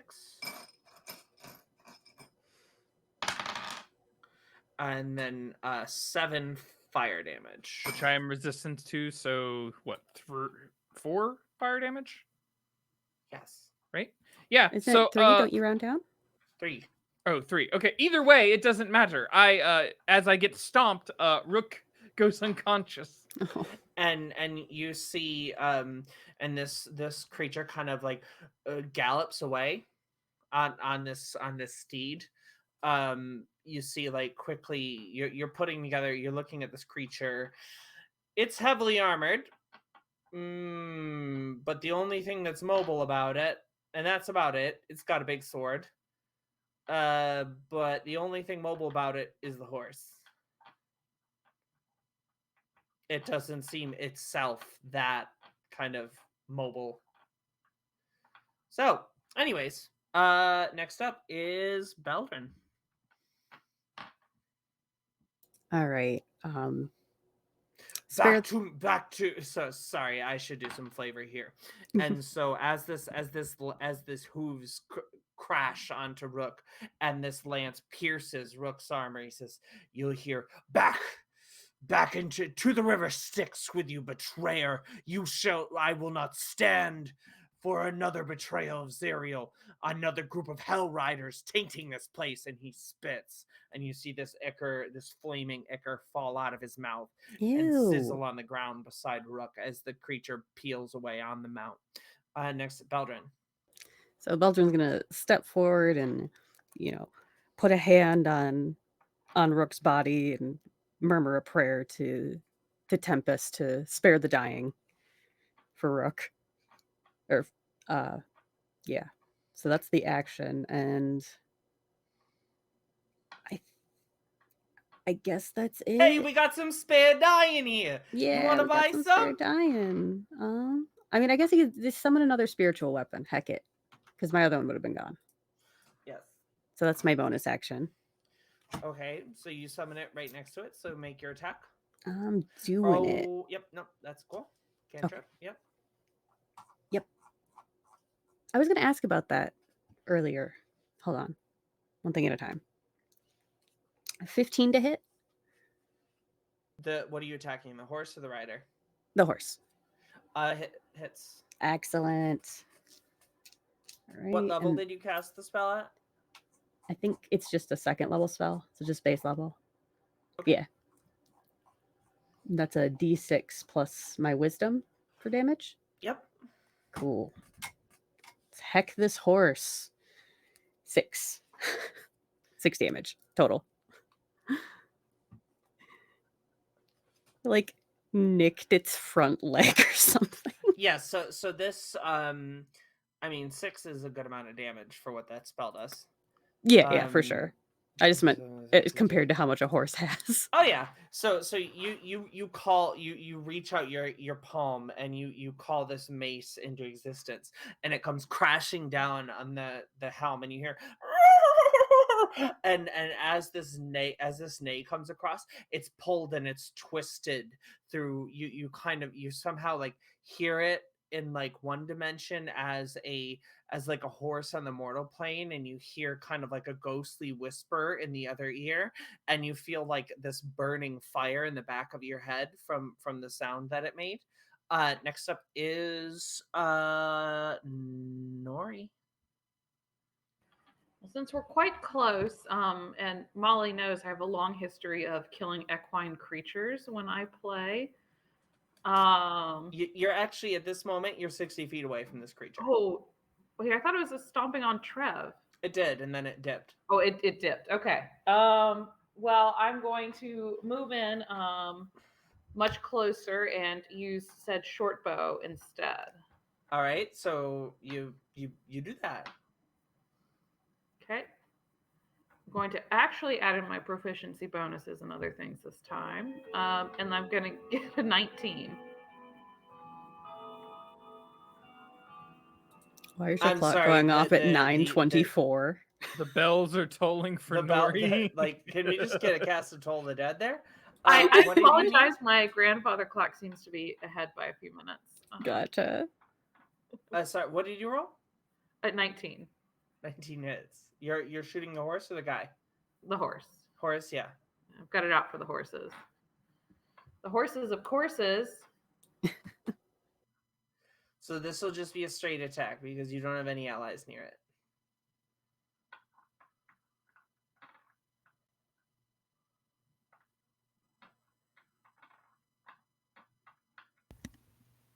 Max, you're muted. Sorry, I was doing simple math, which is actually quite complicated if you've never done it before. And so that is 7 damage. All right, wicked. And so you see an arrow lands from dunk. This very common noise now you've grown accustomed to hearing as this arrow whizzes across the clearing, burying itself in this flaming horse's side. What sound does Nori make? Says Rogan. What sound does the Nori make? Rogan, Thunk. Rogan is conflicted. He's like, I can get Rook up right now, or I can get us immune to fire damage because now it's really important. I did spare the dying on Rook. Spared the dying on him, but he's not up quite yet. So I could cast Yeah, but get as much damage into that thing as possible. Okay. no, protect us from fire, I think, is very important. All right, so Rook's going to cast this level 2 Scorching Ray at that horse. Or not Rook, Rogan. I'm not sure if he's gonna do 2 at the horse and 1 at the guy. I don't think it's gonna do anything, but at least we'll all be immune to fire damage. Okay. The first one is a 13 to hit the horse. It absorbs the fire. Okay, and then another one to hit the horse, and it absorbs the fire. And 1 at the guy. Let's see. 18. It absorbs the fire. Okay. Well, we're all immune to fire, and Rogan's going to pull out his elemental weapon, and as a bonus action, and that's all of his level 2 spells. You cast a spell with your action. Oh, right. Gotcha. So I can't do it for a bonus action. All right. No, that's it then. Cool. Because if you cast level spell as a bonus action, you can't cast a leveled spell as an action. So if you cast a spell, it doesn't matter order of operations. You have That's to what I was choose. thinking about the fireball thing. So, like, we couldn't cast 2 fireballs a turn, right? Yes, you could, because they're both on an action. Oh, okay. So, Oh, next up is Rook. You're vibing. Yeah, I'm vibing. I'll give you that death save. Let's see. no, You don't need you're a death stable. save. You're You're stable. just nothing. Spare Yeah. the Dying doesn't give HP in this game, does it? Yeah. No, it's a DM rule that usually it gives 1, but like it doesn't in the rules say that it does. Ah,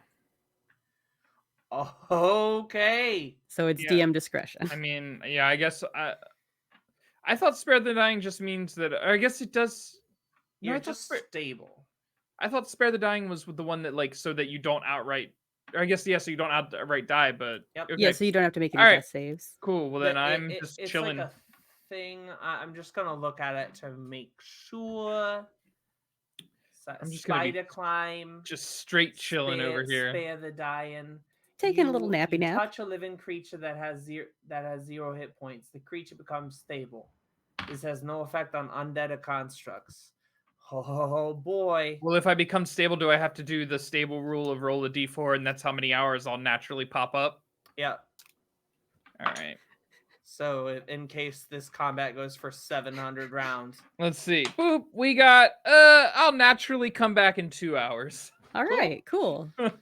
All We just right, gotta wicked, stretch this one out. There you go. wicked. Oh. As this happens, Wicked you smart. see this creature laughs and looks at you, Rogan, and surges forward on its mount. I'm assuming that you're up in the tree still, or have you hopped down?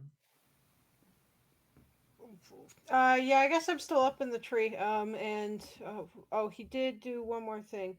When he also casts Scorching Ray, he was able to get his other thing up, which is his tactical caster or spell. Both actually spell ward. So he's got a +2 to his AC on top of his mage armor. So he's got a 17 AC right now.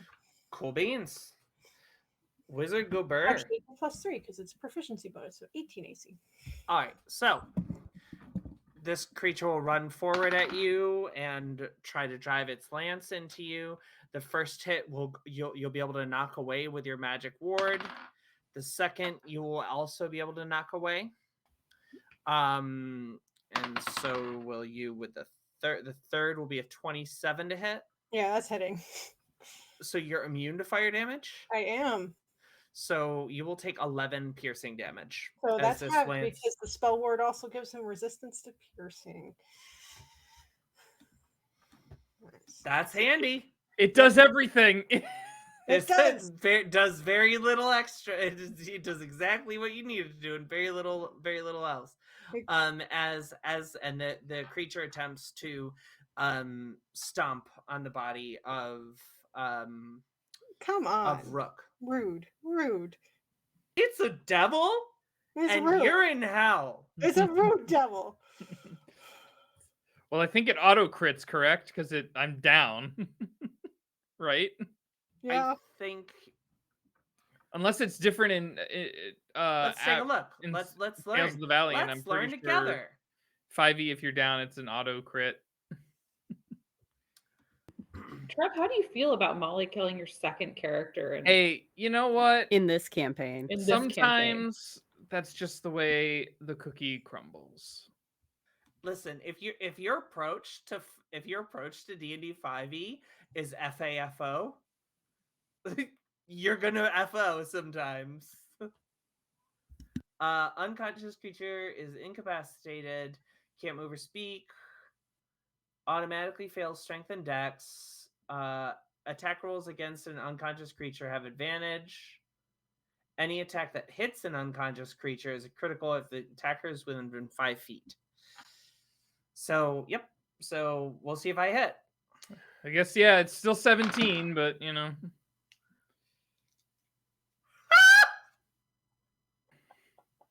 Did you Did you hit? No. What? So the creature just sort of like it rears back, and Rogan's ward drives some of the fire damage back towards the creature, and it spooks the nightmare. And as the nightmare's hoofs land on top of Rook, it just sort of like lightly taps his his armor into the sand further as this creature shoots away. I'll give an opportunity attack to Beldrin and Rogan. Oh, All right. And you rolled with advantage? You And didn't hit? I rolled A7 and A8. So And it I was a failed. +6 to hit. oh, wait, they're within. Are they within? Oh, they're within. Oh, I know what I can do. Can I use my luck points on an attack of opportunity? I just not 20'd that. Nice. Yes, you can. All right, I'm gonna do that. I'm gonna use 3 to reroll. So you crit. I'm using Shocking Grasp. Do you have the Warcaster thing? Yes, I do. That is 2d8. Because otherwise it'd be a dinky little dagger, which isn't gonna do much. Oh, right. I missed, by the way. Okay. That is a total of 5. And you're going after the horse. Yeah, we'll take the horse. The horse won't get. Oh wait, I do get to double this, so it's actually 4 dice. That's actually not 5. It is 9 lightning damage. Wow, it's a lot of dice for 9. We're down to 46 here. That's All a lot right. of dice. So you reach out as Beldrin, you see this heavy paw come down on the rear of the creature, and it knocks, and the momentum that the creature has to take to get out of the way lines things up perfectly for Rook's outstretched Rogan. hand to let a surge of lightning pour into the creature as the creature gets about 30 feet out into the clearing. Next up is Rookie. No, wait. No, Shouldn't it be Beldrin next? it's Beldrin. Beldrin That horse is... better come over and try to stomp me again. I just want to see if it's gonna hit. Oh my god. No, Beldrin's If you don't get your allies up right away, but enemies play to win. Yo. Like, they're not just gonna sit there. If because you think about it, if your character had to sit there and watch death saving throws be made for all those cultists, Oof. what's the chance? Yeah. What's the chance that you're sitting there like, no, we'll wait, we're not gonna kill it. No, they play to win. It's the same. All right, so heal 8, Rook. I'm sorry, I rolled so low. Okay. Thank you. No sleeping on the job. Okay. And all you right. see yourself, you come back to consciousness, and you're about 3 inches deep in the Avernian goodness. soot around you. And you look down at your armor, and it's crinkled in at 2 points, and you're like, Oh no. what the hell? All right. And then I guess for my bonus action, the attack, can I move the sword, or did it move out of range of the sword too? Yeah, I'd say that you can get an attack in with a sword. Okay, and I will do that. Or the mace. Yeah, the mace. And I failed. I got a 3. Make sure you mark luck points for all I these did. misses. Yeah. All right. Nori. I am here. So we're close enough that the Beldrin is nearby, right? Nope. Beldrin Yes? is attacking with a ranged weapon, kind of. Like a floaty one that just goes where I tell it to. So I'm over with Akra, or with Rook, Ranged me. healing him. Okay. It's about 30 feet away. Like You'll bear be able to hug hit it with your this short horse bow. so I can get some sneak attack in. Yeah. Yeah, I know. All right. That's a Do 22. you want to like try to hide first to give yourself advantage? Like use your bonus action to hide? Sure. Just an idea. You might not, that might not be in Nori's character, but that's something that would give you chance at getting your sneak attack Given my off. garish dress, sure. Okay. So make a roll a d20. Okay, that is a 16. Okay. So you do that, and then roll damage with sneak attack on that hit. Okay, that is 1, 2, 3. That is 23. 23. So you see this short bow arrow, and for the first time in a long time, this creature is taking a big chunk of damage as this shot, Nori's quick pop out and shoot, pays dividends as you see fire starting to arc wildly off of the mount. Next up is Rogan. Rogan is going to drop down out of the tree in front of Rook. It's like try and prevent Rook from being hit again. And then he is going to shoot a lightning bolt at the horse and the rider, and then he's going to action surge and do it again. I called it. It was the. I mean, you did. It's fair. I did was Now- not thinking that originally, and then Molly said it. I'm like, oh yeah, that would be a good idea. I was gonna say, did you call it or did you put the idea in their head? I incepted. So I have 2 dexterity saves that I That's, gotta throw here. Four dex saves. It's 2 for the horse and 2 for the guy because they're mounted. I can hit them both. Noise. 5 foot wide, so I assume I can hit them both. Oh yeah. Okay. No, his butt is floating 5 feet above this horse. Yeah. All right. So dexterity save for the horse. That's a 10. That fails. Mm-hmm. Dexterity save for the for Haruman. That will save. So roll damage for the first one. Oh, that's nice. That's 6. That's 10, 18 plus another 4. That's 28 lightning damage.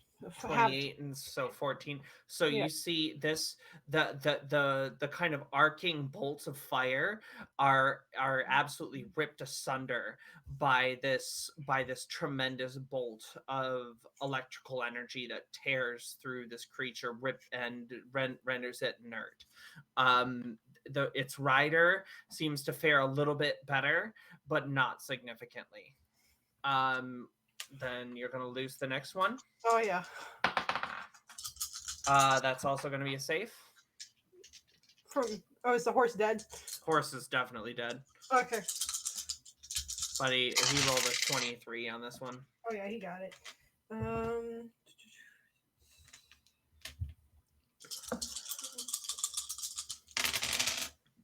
Oh, that was beautiful. I did love all the sounds of all of those math rocks. Yes, it's Oh, he already saved. I was like, he has advantage on all saving throws against magic. Yeah. He passed the roll. This one hurts. This one is almost max damage. It's 36 lightning damage. All right, so then we have 18. So we are down to 76. No, it's not max. It wasn't. It was pretty. It was a pretty good one. I'm Rogan quietly happy. That is so. So you see for the first time, Rogan kind of gets this crazed look in his eyes as you kind of seen like this quiet, like bookish, like he's run forward and he's stabbed things before, but you've never seen the arcane just leap from him. But in this moment, just this terrible bolt, this bolt of electricity runs from one of the trees to his finger and then surges with a vigor that you've never seen as it rips apart the incantation holding this demonic steed together and rattles the armor of this obsidian plate mail wearing creature with the dark red eyes that rattle beneath it. And you hear a few coughs from behind the mask as this creature steps down off of where its mount was and says, "Good trick, betrayer."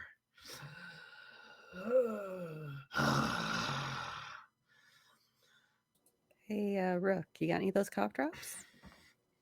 And so this creature will make its way forward at Rook, or not at Rook. That would be pretty callous. That would be. Um, Rogan is standing in at front Rogan. of her. Yeah, no, I Yeah. know. That's Yeah, and that's he's got what's he's about got to his, happen to you. Spell word. So it is going to run forward and take a couple shots. Ouch. So does 17 hit you? No, not right now. I have 18. Okay, so first hit, and then I get an 18, so that'll hit. I'm shielding. This is my very last first level spell slot. All right, so you get all this stuff out, and you see this creature is will let loose a surge of this fear Oh god. energy again. So everybody make a charisma saving throw. So Trev and Nori, remember that you are. I apologize for forgetting this. All attacks against this creature are made at disadvantage because you are frightened. Oh, goody. I forgot that in the beginning. That's my bad. Rogan and Baldrin, 12. you will fail.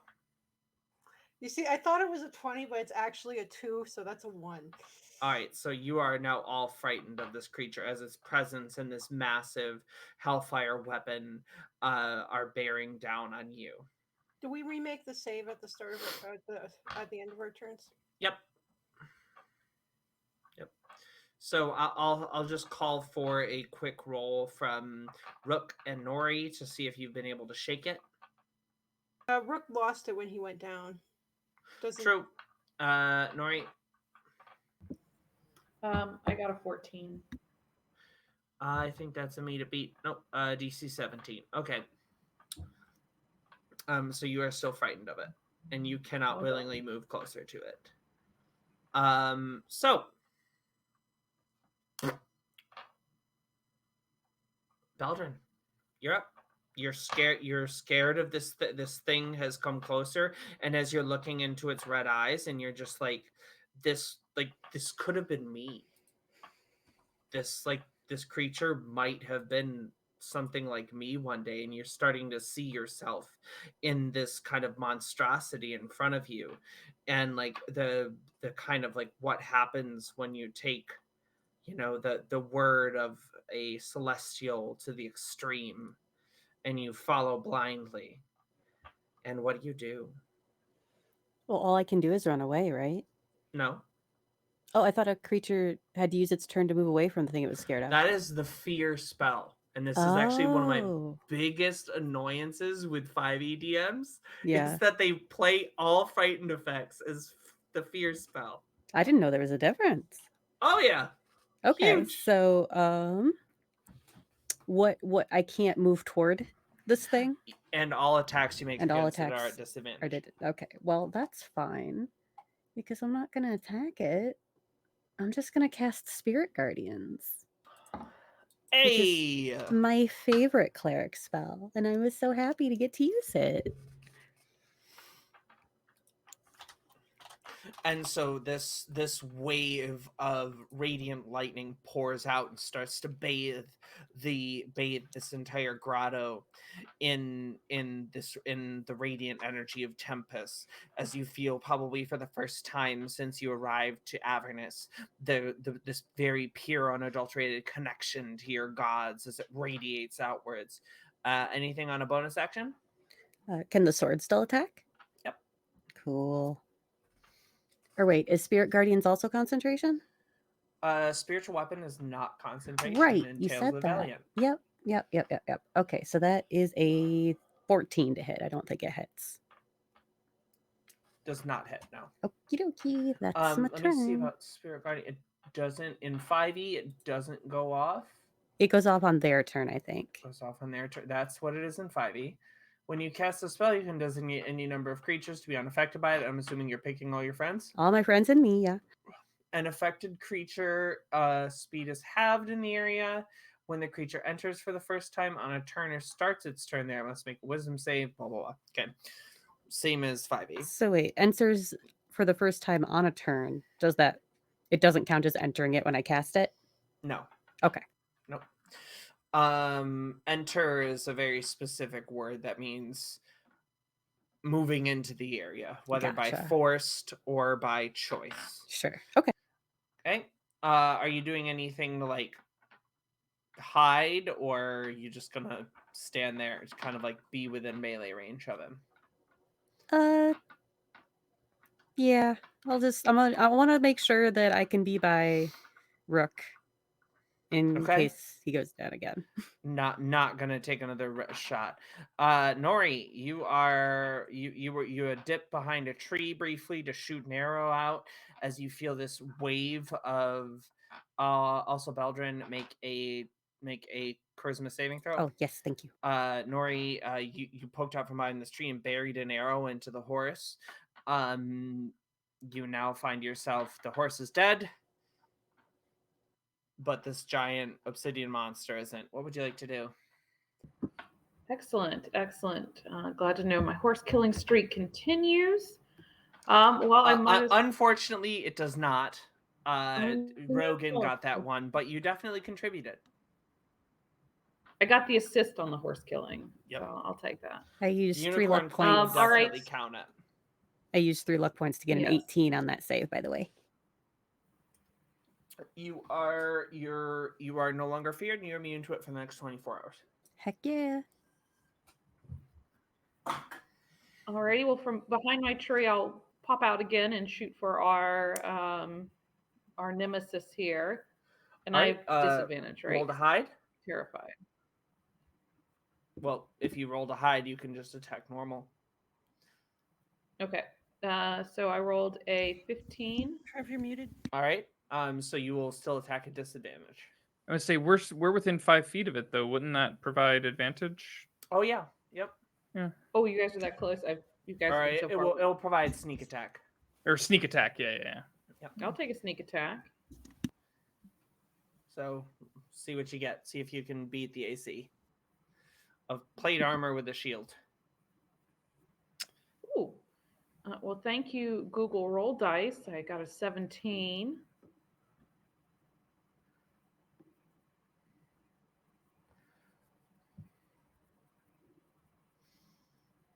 Did you hear me? Yes. So a 17 plus what? Proficiency bonus, so 19. No, it would be 3 at least. Oh, sorry. I can do 20. math. All right. So you will hit. You will hit with this. Alrighty. Well, with my sneak attack, I get lots of dice. I like lots of dice. 1, 2, 3, 4, 5, 10, 11, 12. That's so many. Plus. I think that's damage numbers. I don't think that's how many dice. Oh, no. All right, that's 15 damage. So this arrow, you hear this arrow whistle. You hear like a little bit of trembling behind the bushes, and you hear a loud out breath. and then an arrow flies across the clearing, piercing through the creature's armor as you see wisps of dark magic pouring out of the hole in the armor that this arrow just drilled. You said it was how much again? 15. All right, cool. Next up is Rogan. Have I Rogan been skipped? I feel like there's been 2 rounds where I haven't gotten to move or do anything. Oh yeah, I think we skipped Rook last turn. Okay, Rook. Your turn. Okay. Sorry, likely I did skip you because I do that. I felt like I was like, yeah, I know I went down, but I came back up, so I was like, didn't I'm gonna use half my movement to stand up. And then I'm within 5 feet of the guy because Oh yeah. cool. I'm going I'm to also bonus there, so- action empower my sword, so I'm doing the +1 damage to hit and to attack, and then I'm gonna swing out at this man right here, this obsidian boy, and attempt to hit. But I think because I'm within 5 feet of a friend, pack tactics makes it so it's a straight roll. I don't have the disadvantage. So let's see. That's gonna be I can do math. 20 to hit. Me to beat it. All right, we're back in action.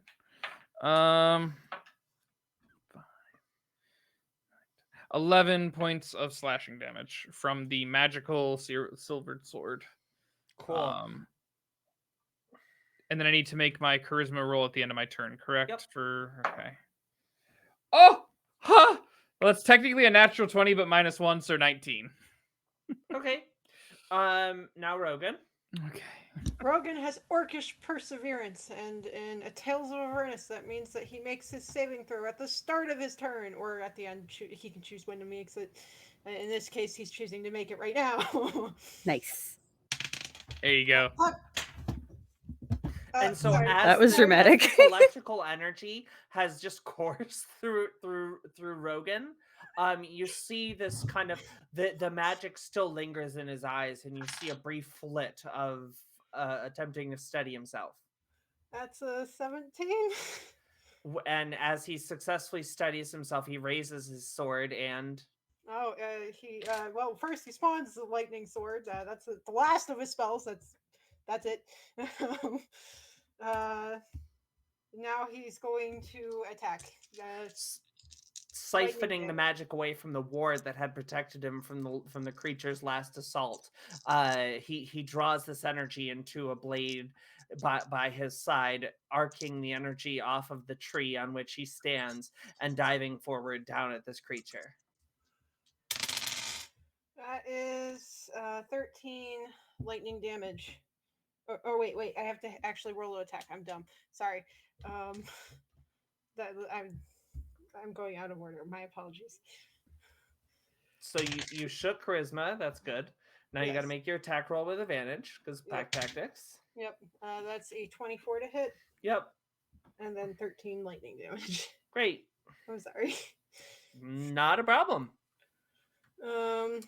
And this creature's armor is starting to shake and vibrate as you drive this lightning energy into it.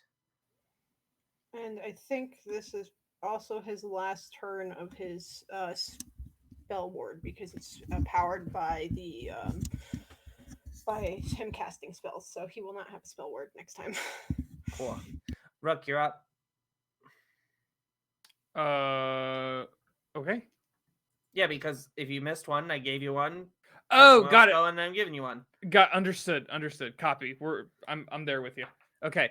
So Rook is gonna attack, standing side by side with Beldrin to hopefully have a bold face against this thing. Pack tactics.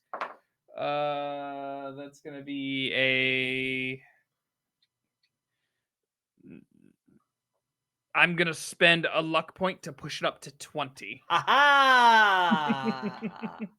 Oh, does that count? Like, can you can spend a luck point to crit? Nice. No, Well, not, no, not it's just to to crit, but bump to it up. push it up. Oh, okay. So I was sitting at 19, but I'm pretty sure that wasn't going to hit. So I was like, let me just bump it up to Gotcha. 20 just to Okay. make sure.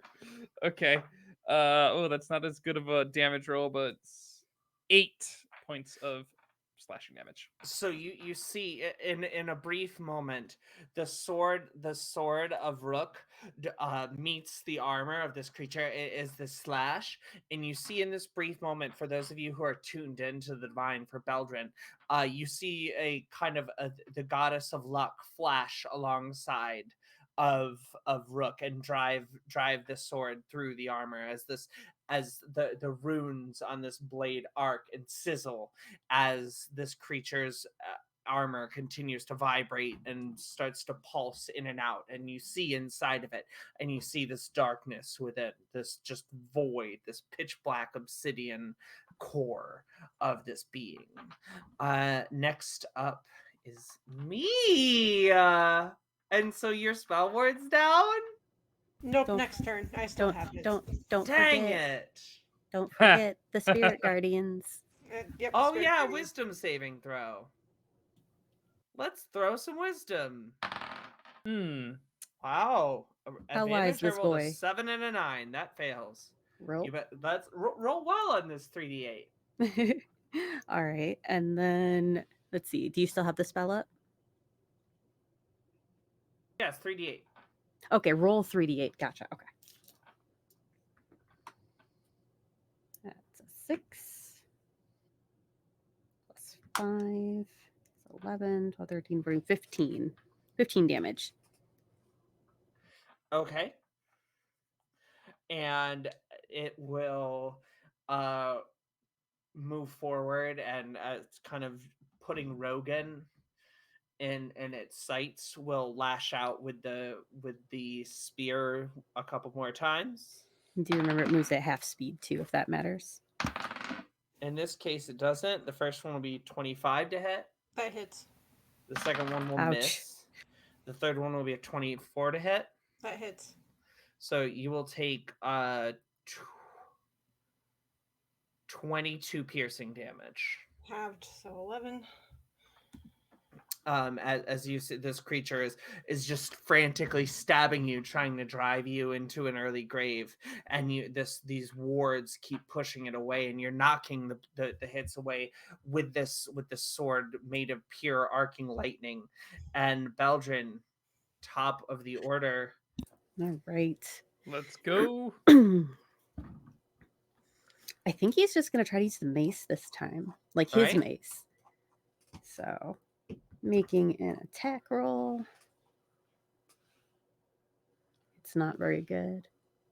You still So, have your yeah. spiritual weapon up too, right? Yeah. Okay. I just wanted to use an ability that would have required me to actually hit on a melee attack, Right, which I right. don't think I did. So, no, if his AC is like 20, I did not. So then the magic mace Don't also forget did your not luck roll well. points. That gives me 2 luck points, which gives me 3 total luck points, so I can use them next turn. Okay, good. Yeah. All right, next up is Nori, who's gonna. What's going on here? Can Nori get a hit in? Well, let's roll and find out. You're muted, and roll to hide. No, I'm not muted. I think I must be. Yeah, Nori's not I- muted. I can hear Okay. you. I can It's hear. it's my computer is just hateful. I had to refresh. I couldn't Let- see or hear Nori. Let me refresh real quick. Molly keeps disappearing for me. Yeah, You she's keep just disappearing right for now. me. She's rejoining, I think. I Yep. hope. If not, what are we gonna do? Do we just like if the teacher doesn't come back within Back, 15 we're back, minutes, we're we back, we're automatically back. win? We're Oh, back. We're dang back. it. We're back. We're good. We're good. We're We're good. back. All right, Nori. So roll to hide. I got a nat 20, Ooh. Okay, so you Fancy. hide. which is my first one this Um, whole game. I haven't had one yet Ooh, this season. congrats. And now roll to attack. And Nori gets advantage on this, right? Because it's hidden. But it's flat because frightened. Oh, you didn't break the frightened. Okay. Yeah. Nori didn't roll to break the frightens last time. All right, Nori, roll the save against frightened. Roll a d20 for charisma and add your charisma. Yeah, it's only a 14. Okay, so you're still fighting. So make a roll straight. I'm shaking in my golden boots. Get that nat 20 again. Alrighty, so that is. I wish, right? That is a.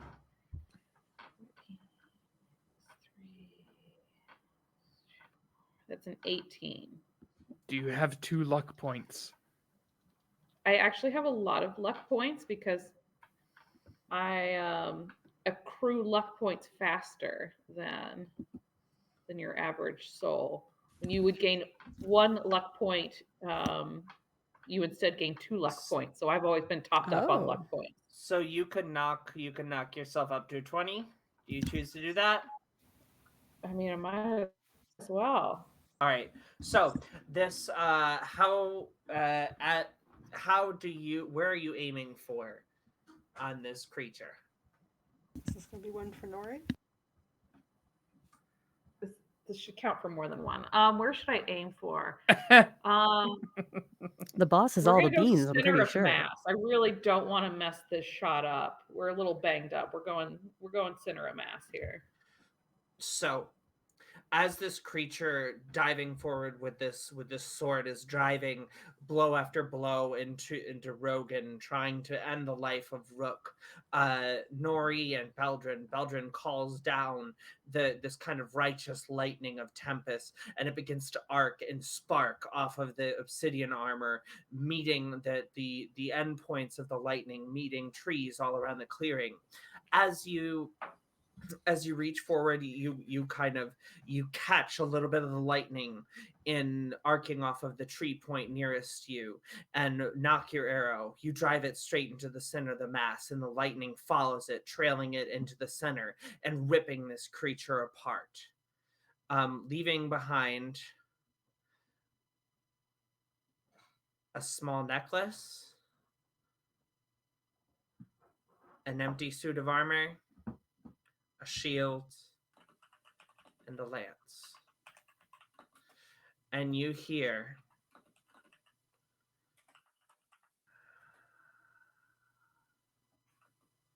for a brief moment a voice. Olanthius is in the tomb. Is in the tomb. He can be called to the tomb. He can help. But you have to find him. Save Serial. And the voice and the essence of this creature slip away. And that will be the end of our arc for season 1. Wow, that was a good one. I'm just glad Rook didn't die. So Yeah. Yes, so glad. So I mean, this last little bit is kind of some open time. I have some ideas about how to use it, but first I wanted to see if there's anyone in chat have anything that they want to ask the players or talk about the system at all. While that is sort of percolating with chat, we did this about halfway through the season, but how was playing Tales of the Valiant? Like, what did y'all think? I really liked it.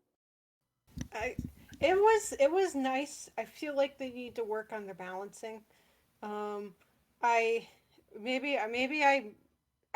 I don't think I didn't intentionally go out of my way to pick like the wizard having pack tactics and then also being able to duck out of range with his scurry motion, and then it got to a little I felt bad after a certain point.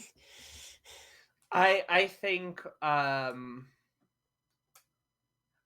that supplicant, when I have talked on the servers, I think that supplicant heritage is definitely being identified as like problematic.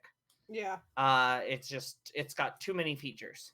You it can't does. get Yeah. Like, pack I tactics have literally and almost all the same features that Trev has with their heritage, and then I also get scurry. I was about to say that was the thing I noticed because we were like, oh, we had literally supplicant is like the Warren heritage plus, but it's like, why have if you're going to have heritage be such a key point to be like part of a character's identity, then they need to be distinct. So that means there should not Yeah. be overlapping features on Yeah. any of them.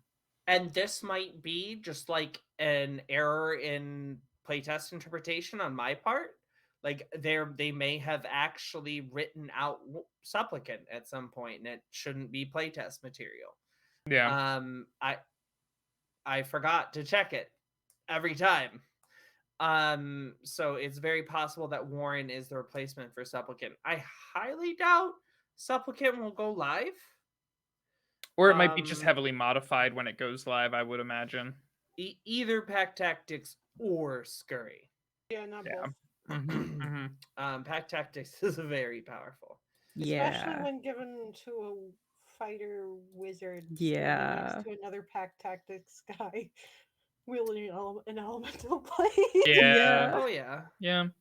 Like it got to the point where I'm not. I only have 2 levels of fighter. I do not have an extra attack with that fighter feature. I have 3 attacks that all have advantage. And since it doesn't specify which weapons in offhand, I'm using the elemental blade, so I'm hitting twice, doing probably hitting with 66 damage, and then if I had an actual weapon in the other hand, it got broken. So It got broken. so that is actually an issue in 5e. Really? You can build an adventurers legal character that does exactly what you did. Oh, Because I did. Flame Blade is a 5e spell. Huh. It's 3d6. It's not light. So the difference is that they combined Elemental Blade is a combination of Flame Blade and Shadow Blade. It's tuned down in some ways from Shadow Blade, but it's tuned up from Elemental Blade. And they just sort of missed it numerically. I think the damage of Shadow Blade without the light feature, I think, would be a good idea. Like you can have finesse, but not light. They said it And- had all of the properties of the rapier. That was the issue, or not the rapier, of the what you call it, Scimitar. yeah. And so that was where I got the light feature from. So I assumed maybe it wasn't actually light, but it said its shape and properties of the scimitar. Yeah.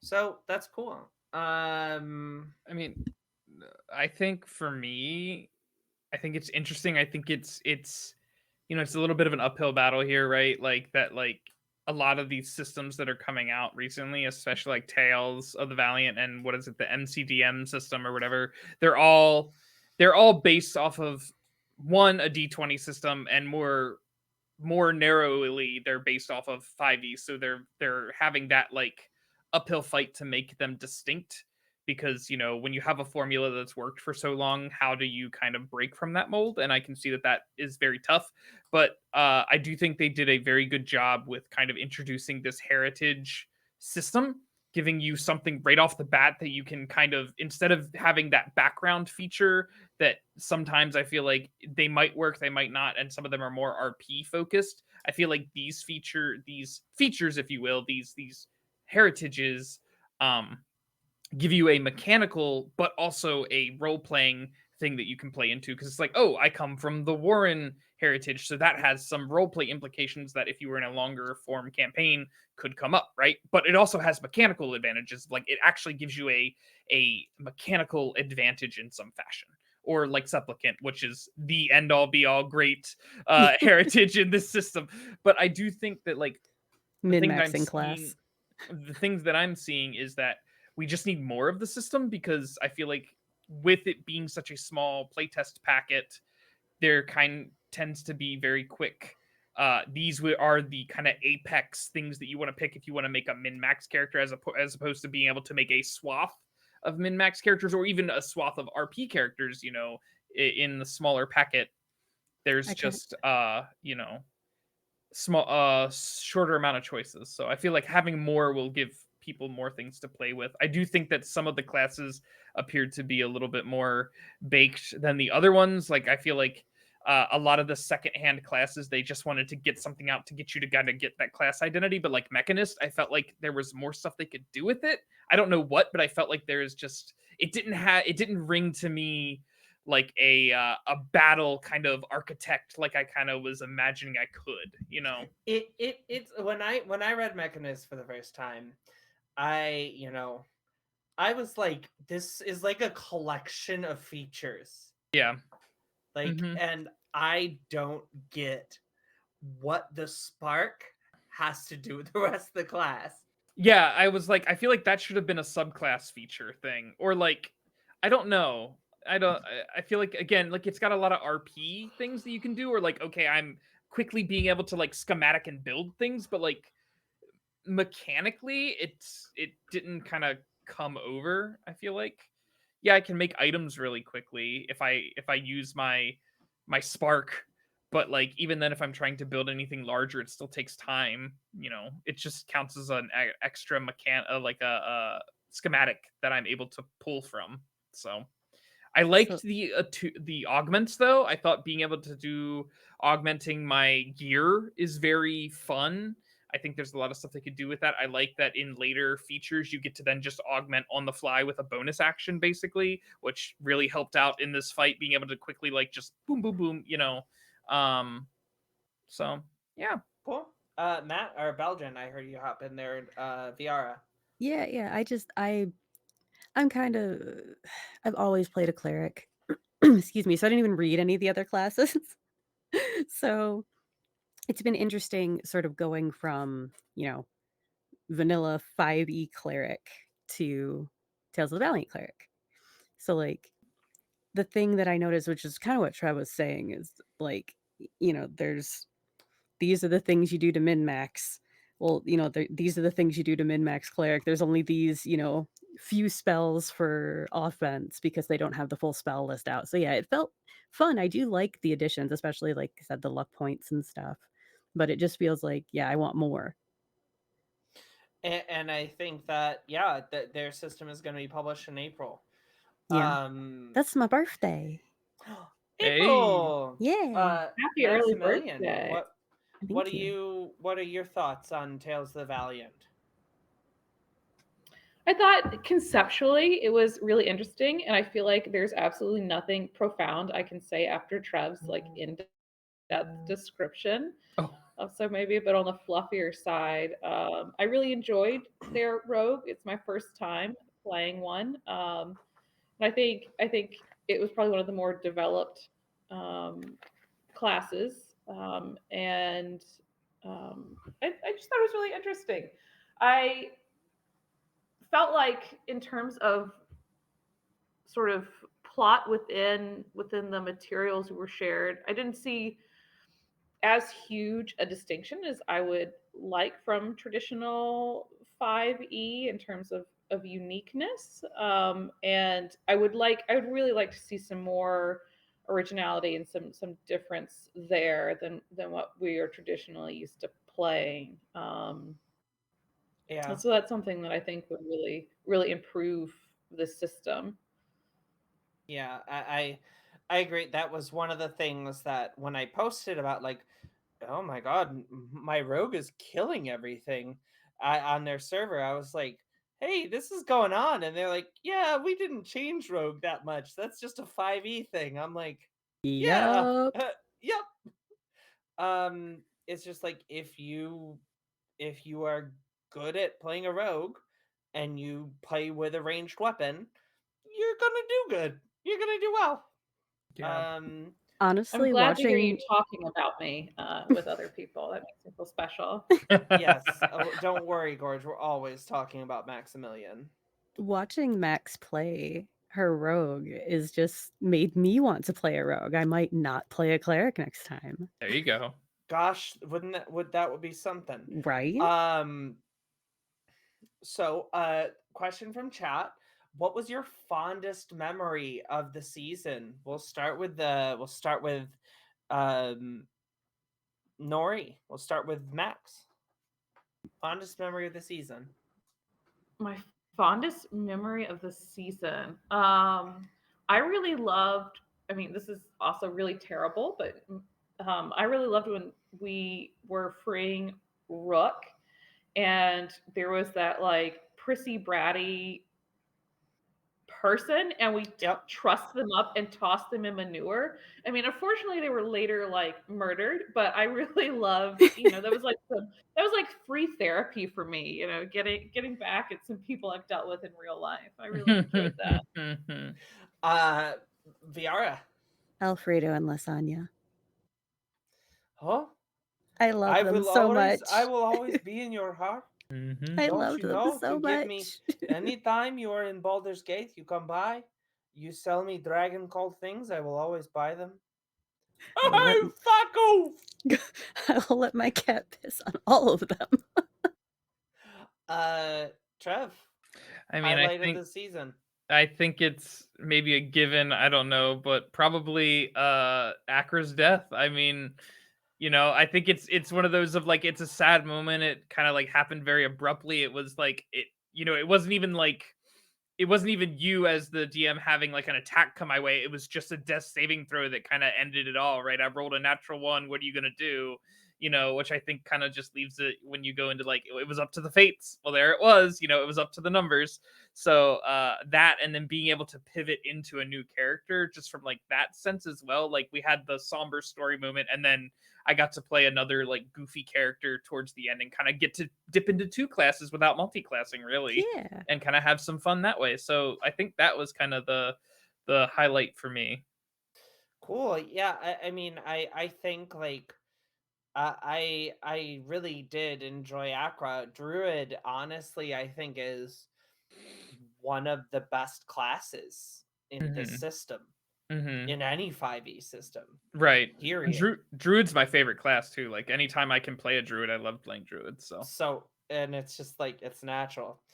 Um, how about you, Harmony? What do you think? What's your highlight for the season? I've had a couple highlights, but more recently, we had a moment where Rogan was insisting he would die for books, and then Rook misheard him, and that I loved that scene. That was one of my favorite scenes, and Rook's like, "Ah." You would die for Rook. Yep. Yep. Yeah. Yep. Mm-hmm. Early on for me, I've never done streaming before. I've never really done like this type of live role play. This is all new for me. So I guess finding my character stride early on, and even though it was sad with the Avernus sitting in sinking into hell, I mean the city sinking, Alderel sinking into Avernus. I having that moment early on where I just have Rogan like being more upset that he lost his library collection than the fact that the city's gone is was a fun little character moment for me.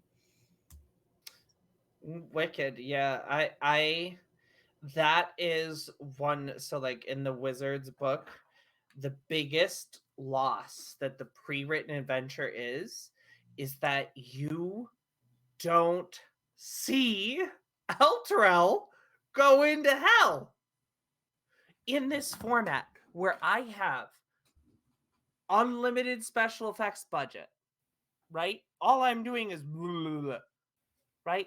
I can say whatever. How could you skip that?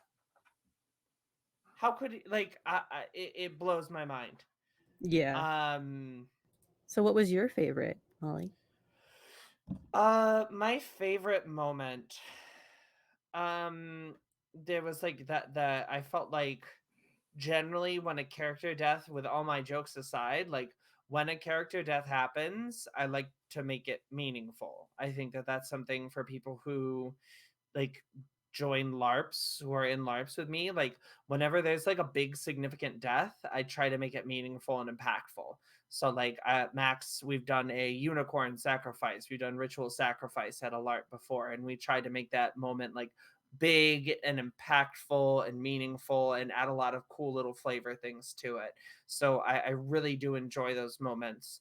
And then really I think just like once we really started like find our stride, like I don't know, it's like around like episode like 4. It was like at the end of the Dungeon of the Dead 3 Mhm. when like I think we finally put it together as a group and we're like, all right, we got this, like let's go. And then when you came up with alcohol, like trying to go into her basement as That was like my alcohol second favorite changer. moment, I think. Yeah.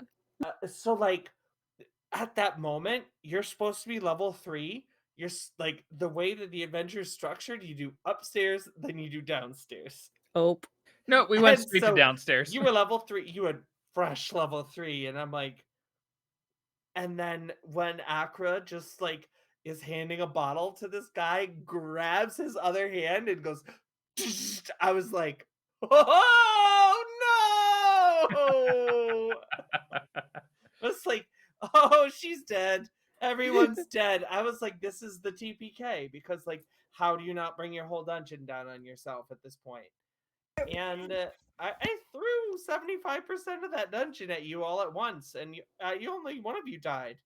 So I think that's pretty good. I think we did all right. I good could on say ya. though that everybody was down because I remember running around with Rogan desperately trying to chuck health potions at Yep. people and trying to field medic people back to life, and I had a Mhm. choice between Baldrin and Akra, and he chose Baldrin, and Akra Mhm. died. I do think I Yep. distinctly remember saying at one point, I was like, Akra's got like, we'll be Akra will be fine. I've got a couple death saves in the tank. We'll be okay. Yeah, and And Belder was like, "Okay, I'm up. Now I can spare the dying on Akra." Oh. and natural one, and that's all Yep. she wrote. So then, um, maybe we will come back to this. I really want to Um, come back to this. summer 2024 Yeah. is kind of what Yes. I'm looking at as a maybe. And maybe instead of this system, if you want, if we were talking about, I have been really interested in playing Level Up Advanced 5e, I've never which done that is one. I'd give it a try. like a cool, a little bit extra mechanics and extra things on top of 5e that I've seen. It seems really cool. It might be a cool way to end this kind of abbreviated version of the campaign that we're running, or Tales of Valiant will be out by then. So we'll Yeah. talk as a cast and Mhm. see what we want to do. Sounds great. Nice. So why don't we do plugs? Max, what are you plugging? Last week it was turn indicators. Oh yeah, turn signals was important. This week I am hawking stretching. It's really good for your limbs. It's cold out there. Your knees start aching. Take a couple of minutes to stretch the old hips out every day. Stretching in a big spot. Here we go. Viara, what are you hawking? I'm doing a caroling stream on the 22nd on my channel, which is twitchtv.com/VRABT, which I can probably put on the screen, which I would have on the screen if I were better at this. There we go. There we go. Just make it nice and big. I know what I'm doing. I know how to do this. I am professional. Did it work? It didn't work. There it is. There we go. It's in my hair. But other than that, yeah, I'm just gonna do some streaming stuff. I might do a Lethal Company stream after this if I can find enough friends. That's what I've been loving lately. So yeah, that's what I'm doing. Cool. And find you on tweeters, on Yep. Twitch. Twitter, Twitch, Blue Sky, Tumblr. There's more. I just can't remember them. Cool. Harmony, what are you hooking? 200 cookies and no sleep. Energy drinks. I don't drink caffeine. I have never drunk caffeine. So this is going to be on pure sheer force of will. I applaud you. For that. Thank you. We know you can do it. Oh, I've done it before, so I know I can do it too. But I'm going. There to are so many things that I have done before that I can no longer do. Being So- old sucks. You're not old. Thank you. So Trev, what are you hucking? I'm hucking myself today. You can find me on Twitter or Blue Sky at Trev Tells Tales. I post stupid stuff. I also talk about what I'm doing a lot of times. So follow me there if you'd like to. And then also you can catch me if you're going to be in the DC Virginia area in January at Magfest. I'll be running some tables, doing some TTRPGs there, mostly Adventurers League. But feel free to stop by, catch me, talk to me if you would like to talk about the stream or anything like that. And then in February, I'll be returning to All on the Table here, running a little bit of Wander Home as we get that organized. And some folks here may be returning as cast members as well. So Yes. we will pick up with that. And you'll probably see me around this streaming space here as well as, I like to make my home here on All on the Table. So thank you so much, Molly, for introducing me. So I can't say, when I started recruiting for this, it was just like, hey, we should run a Tuesday stream. What can we do? And we're all sitting here scratching our heads. I'm like, I've run Descent and Avernus a million times. Let's see if let's just do something cool with it. And so I started reaching out. I'd played with Trev before, played with Max before, really enjoyed playing with them. I think I literally found Viara on the Tales of the Valiant server. No, I was one of my artist friends, Izzy, has a server, and Jen posted in there. Oh, all right. And then Harmony is a victim of local game store. I feel like that one person that wandered in off the street and now they're here now. And you are here now. Welcome. Me too. Very happy to have you. So we are Tuesday night streams for y'all folks. During January, the first two, we are not doing any Tuesday night streams in January. I just need to take a break. I have 2 LARPs and 3 LARPs in January and February, and I need to write season 3 of Concord. So, taking a step back. Concord will be back in March. Season 2 of Concord will continue to be published. I'm actually going to be doing our first interview show with a woman named Jacqueline Prince. And she is the head writer or one of the writers on a TTRPG called Crucible of Ether, which we are going to do a live interview on Thursday, February 1st. And then we will be doing a one-shot on Tuesday, February 6th to run directly into Trev's game, which starts on the 13th.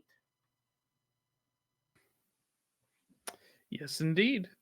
And it's a really cool simulationist system, and it's got a really cool one shot and a really awesome original world. So I think it'll be, if you like simulation style RPGs, you will really enjoy this. But if you're interested in good storytelling, I'm going to be on the cast for that one shot. I know that she's going to be getting some other folks in there, so please come out and support, trans-led TTRPG content here.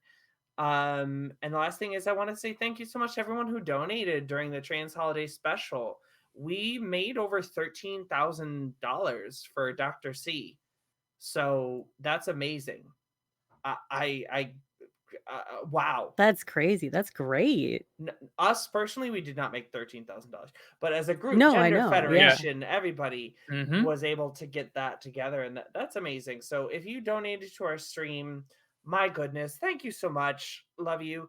If you donated just generally during the event, thank you so much. We love you all so much. Make sure you stick around during the holidays for the Concord. We're going to be going into the second half of season 2. We'll start to get posted.